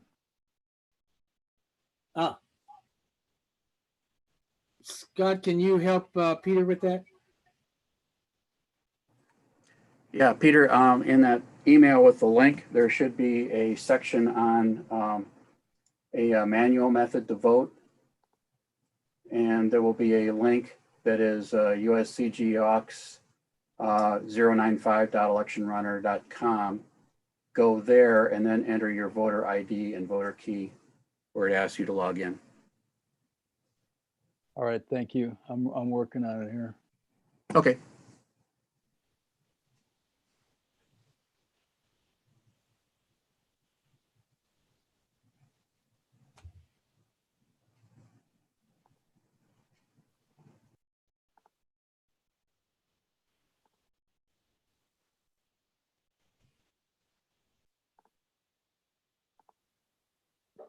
Okay, got it. Thank you.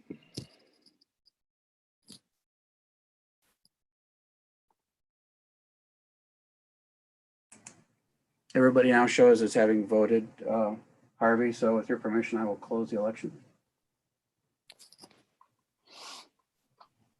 Please do. Thank you.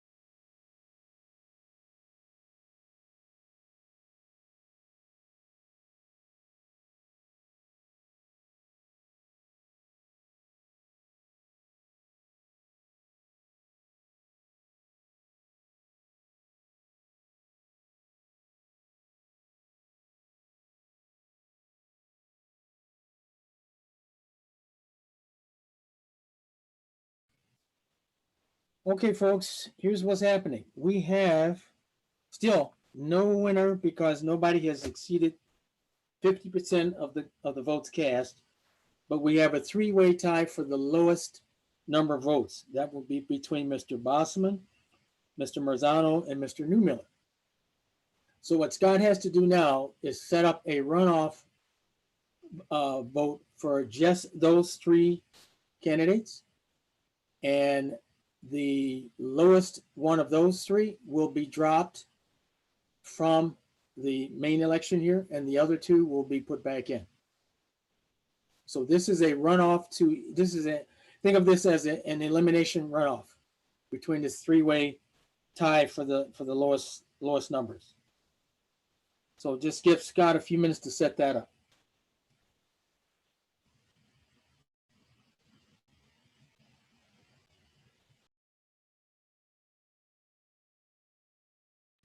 I knew this was going to be a tough competition. Told you so. There's just too many good candidates. It's really hard. Really have an outstanding group of auxiliaries of the year here.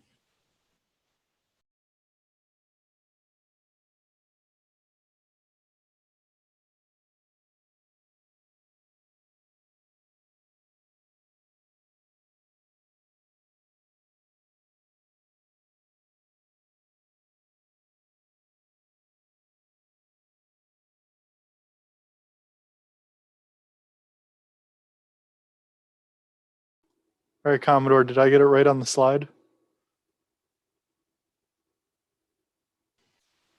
Correct. So you should cast your vote for these three individuals. And the, for lack of a better term, the loser of this runoff will be dropped from the main ballot. So then the other two will go back onto the main ballot, and then we'll try again.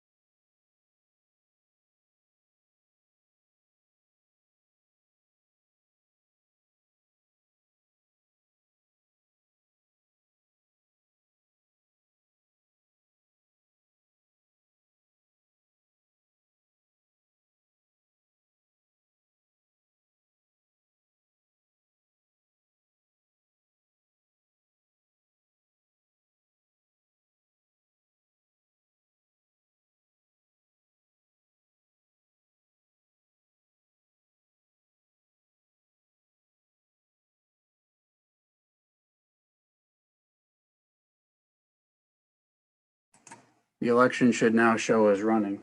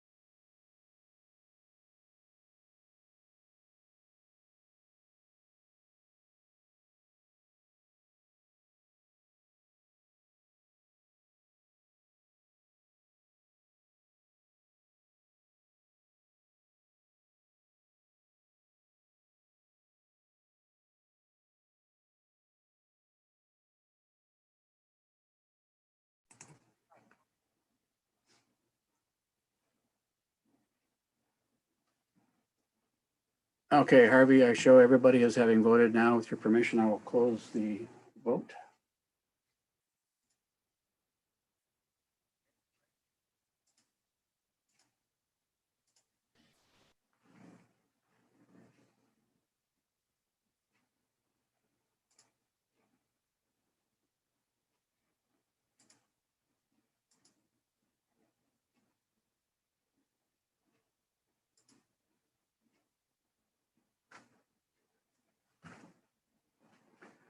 Okay, took a minute to refresh. Okay, we've got.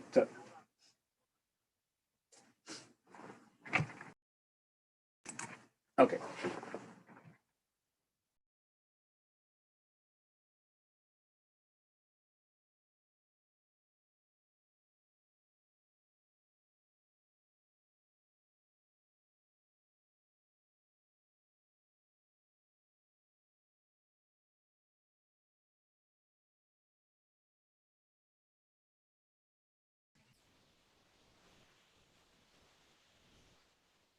Okay, so here's what happened. We had this runoff elimination between Bossman, Newmiller, and Marzano. Marzano received the lowest number of votes, so he is eliminated. And Newmiller and Bossman go back into the primary ballot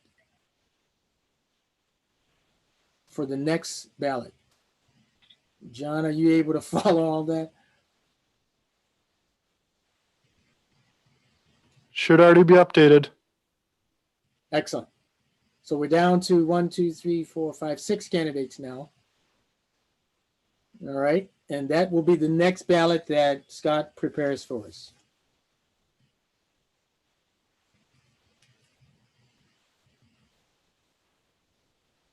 I'll let you know when he has it ready.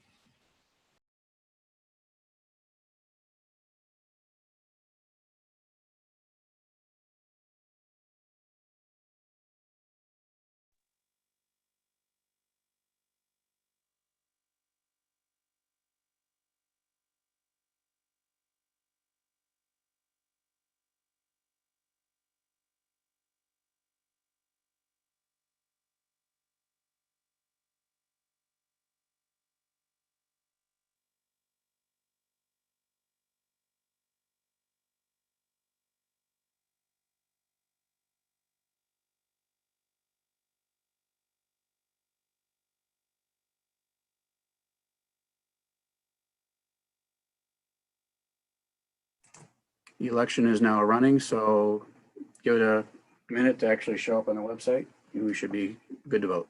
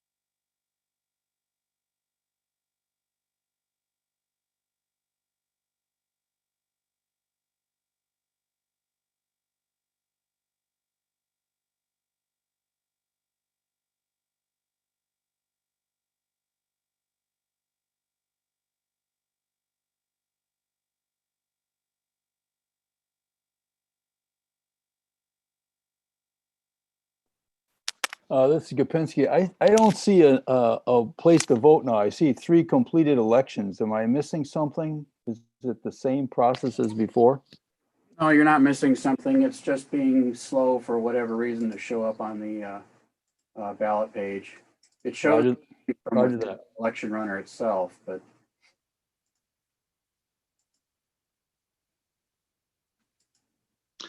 It's up now. You can just keep hitting refresh. yep, it should show up now.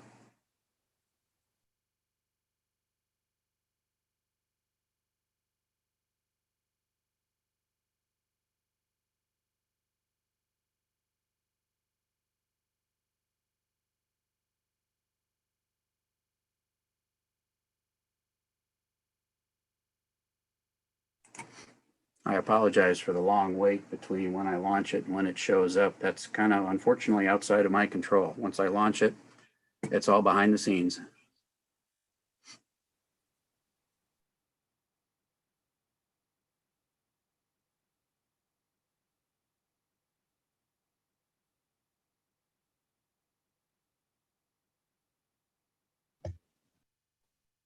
It does take the electrons a little longer to get up the Green Bay area.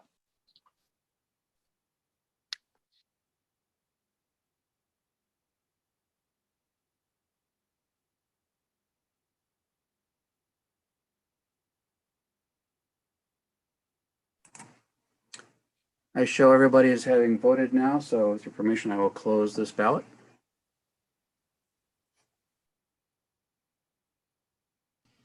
Go ahead and close. Thank you.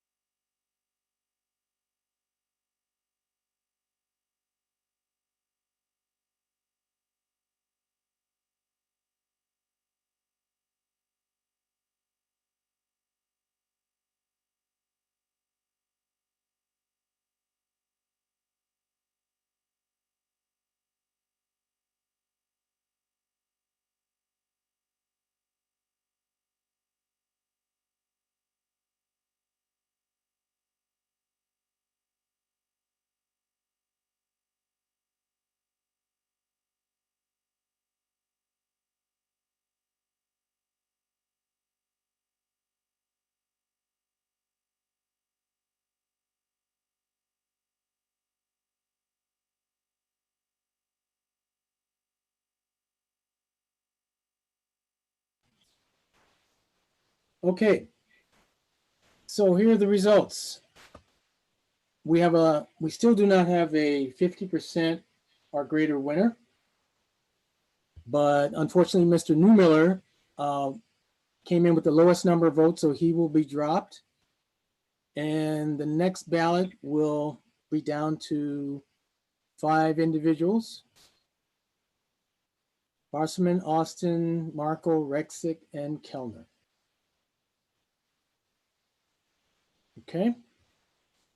So let's give Scott a few minutes to set that one up.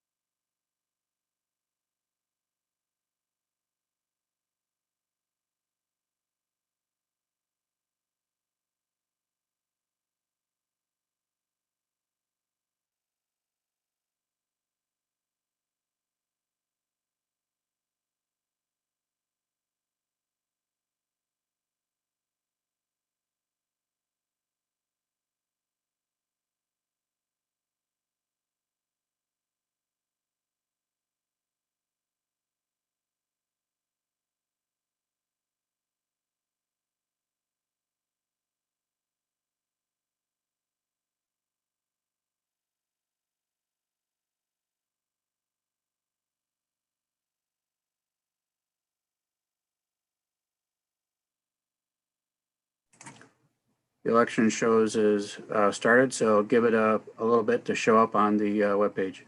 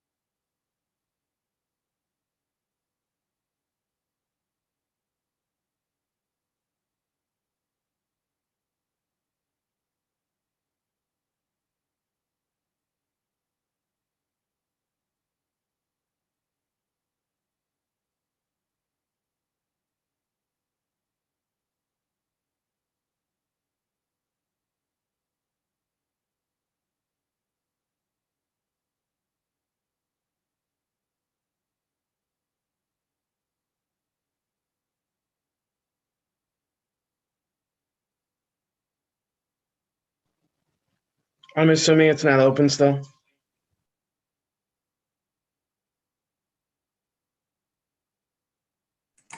Well, actually, for some fortunate few, it is open already. So just be patient, keep refreshing your browser. It's not showing up as running for me either, except within Election Runner itself. But there have been several people that have voted, so I know it's running somewhere. Try now. Yeah, I got it now.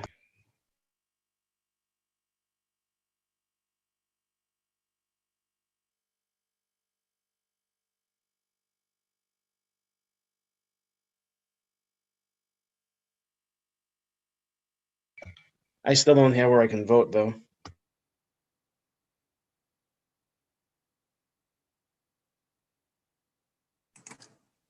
Do you see runoff number 4 yet?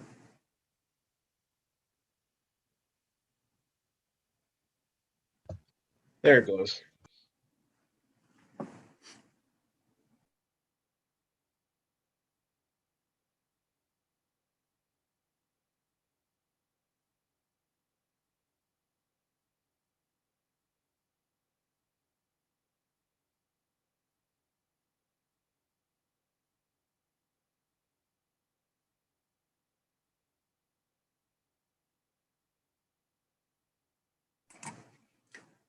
Okay, I show everybody as having voted. So with your permission, I will close this ballot.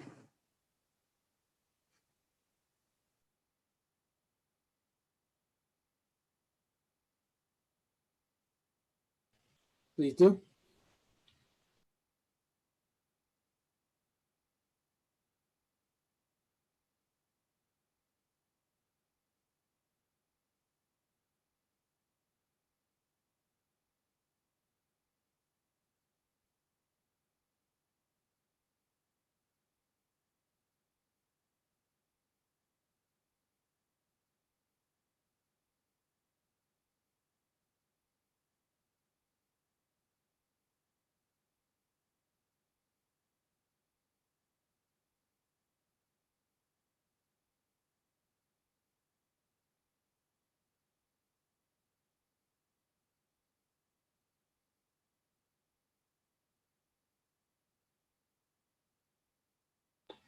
And you guys thought the presidential elections were tough?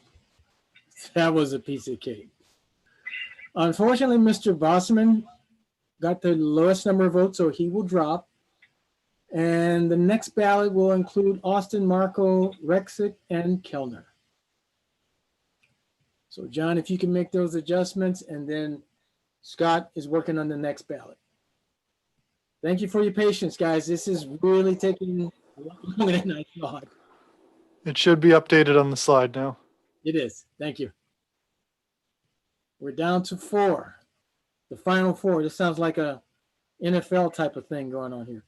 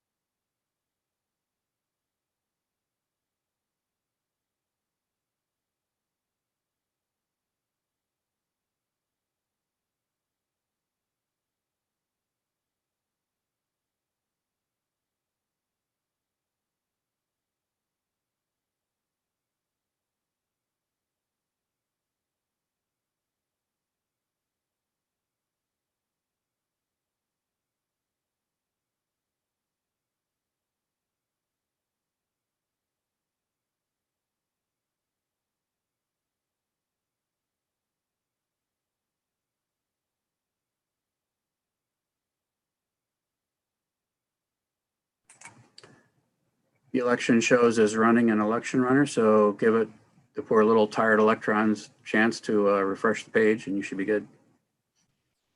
Thank you.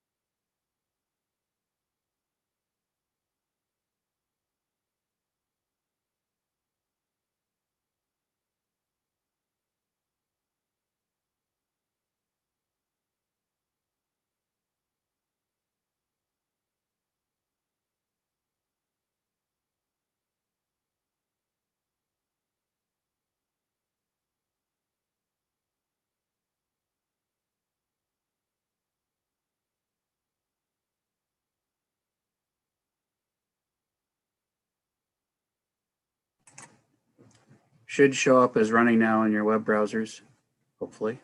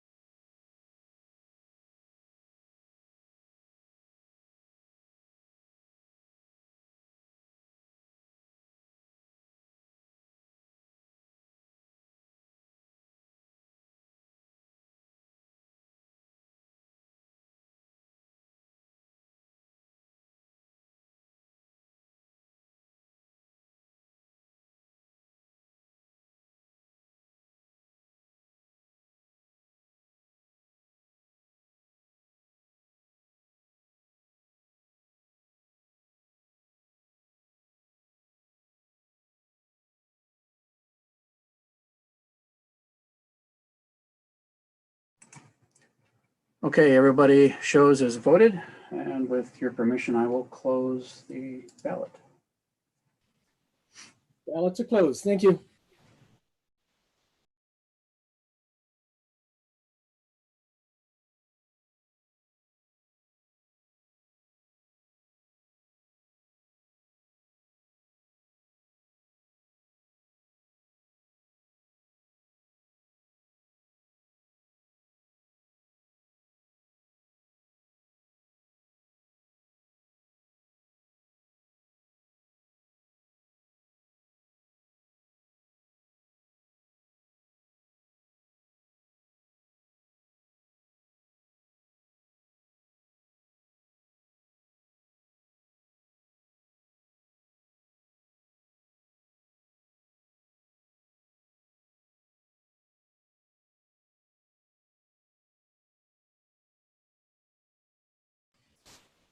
Okay, ladies and gentlemen, the results are in, and we still do not have a clear winner.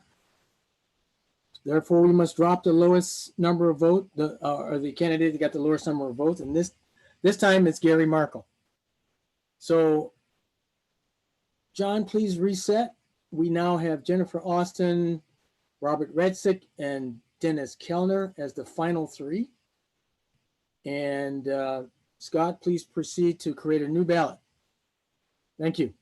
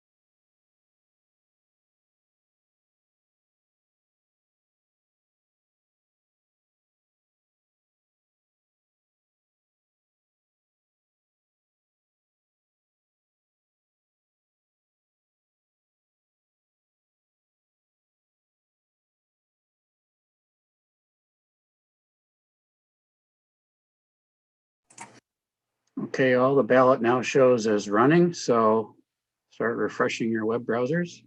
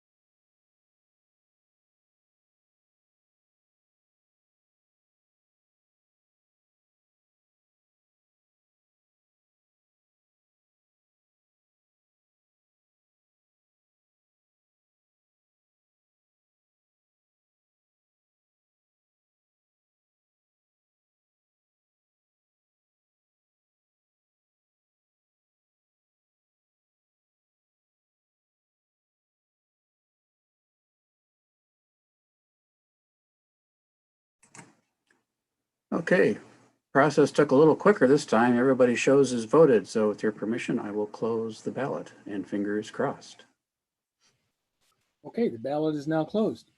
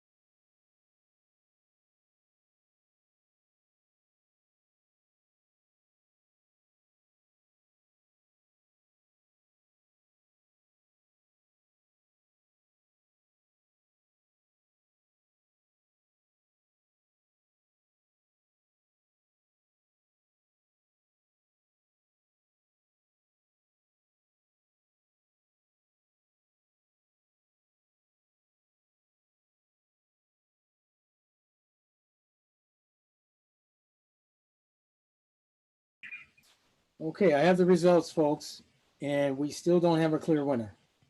Sorry. We will have to have a elimination runoff between Bob Rexick and Dennis Kellner. So the winner of that runoff will come back and compete against Jennifer Austin. So we're looking at least 2 more rounds here. Sorry this is taking so long, but I knew it was going to be stiff competition. There's no question. So Scott, go ahead and set that up. And okay, here we go. John's right, way ahead of me. Thank you.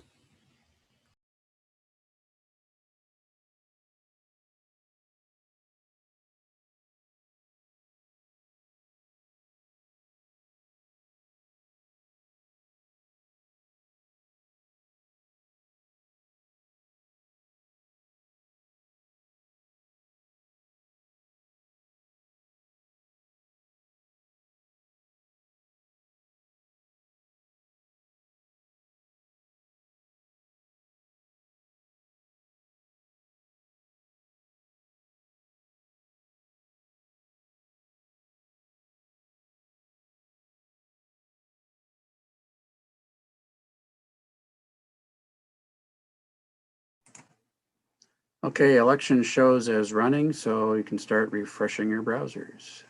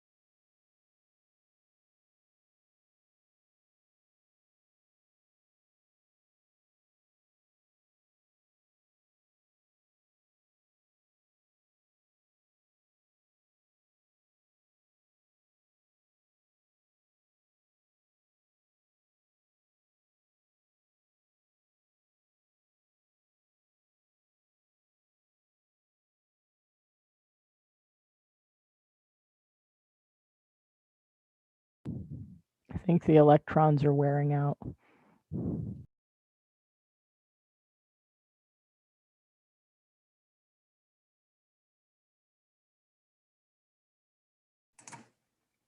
Try it now, people.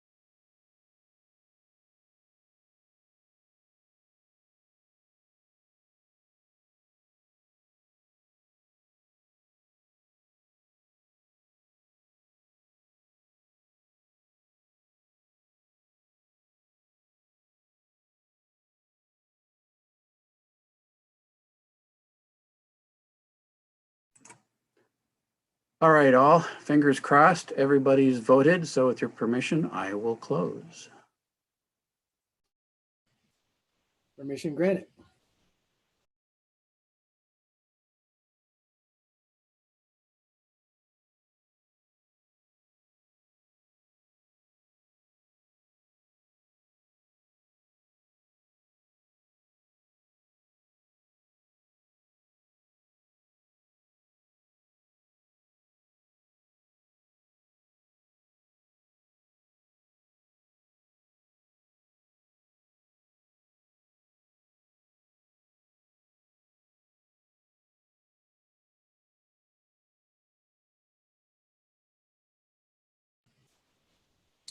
Okay, folks, the results are Mr. Redsick continues on. Mr. Kilner had the lowest number of votes, so he will be dropped.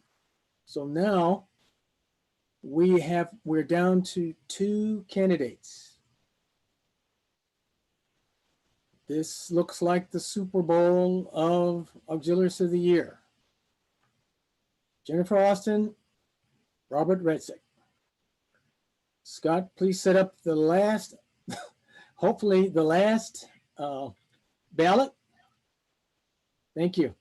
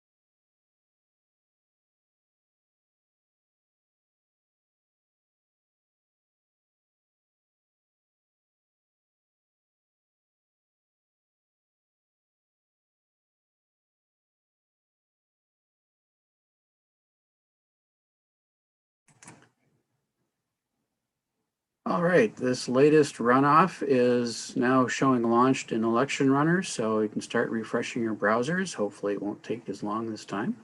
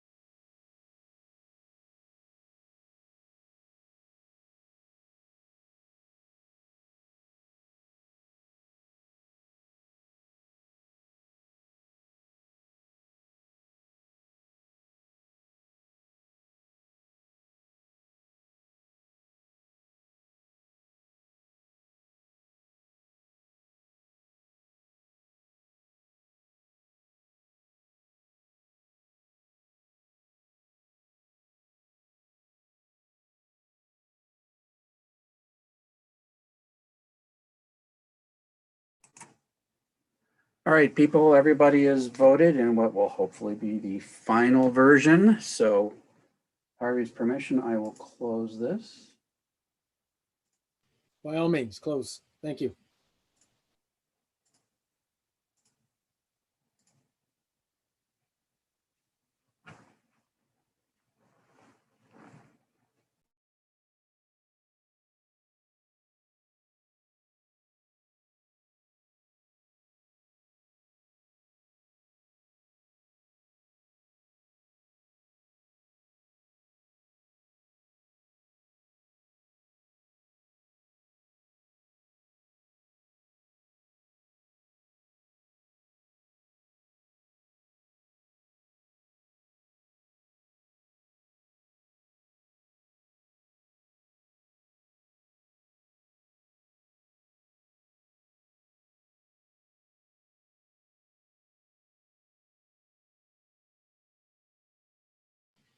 Okay, folks, we have a winner. Jennifer Austin is the Auxiliarist of the Year. Congratulations, Jennifer. Holy crap. Bravo Zulu. Thank you.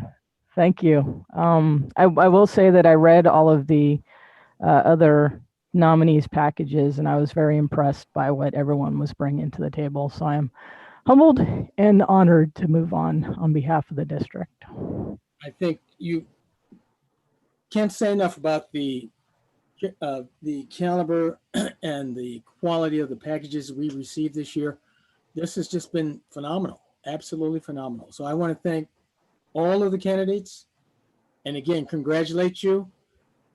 There are no losers here. This is really a phenomenal showing for Auxiliarist of the Year this time. I want to thank the technical support, Don and Scott, for making this happen. This is really getting our money's worth out of election run, no doubt. My apologies for going this long. I had no idea we would have this many runoffs, but I think it's worth it to get the election done, or the selection done. I did have one last item on the agenda, and that was other new business. Nobody submitted anything in advance, though I am obligated to at least allow the board to raise any items of new business that cannot wait until the next meeting.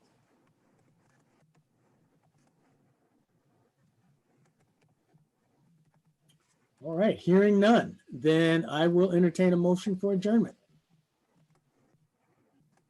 So moved, Tim Derry. Second, Derek moves. Kapinski. Second by Peter. All in favor, say aye.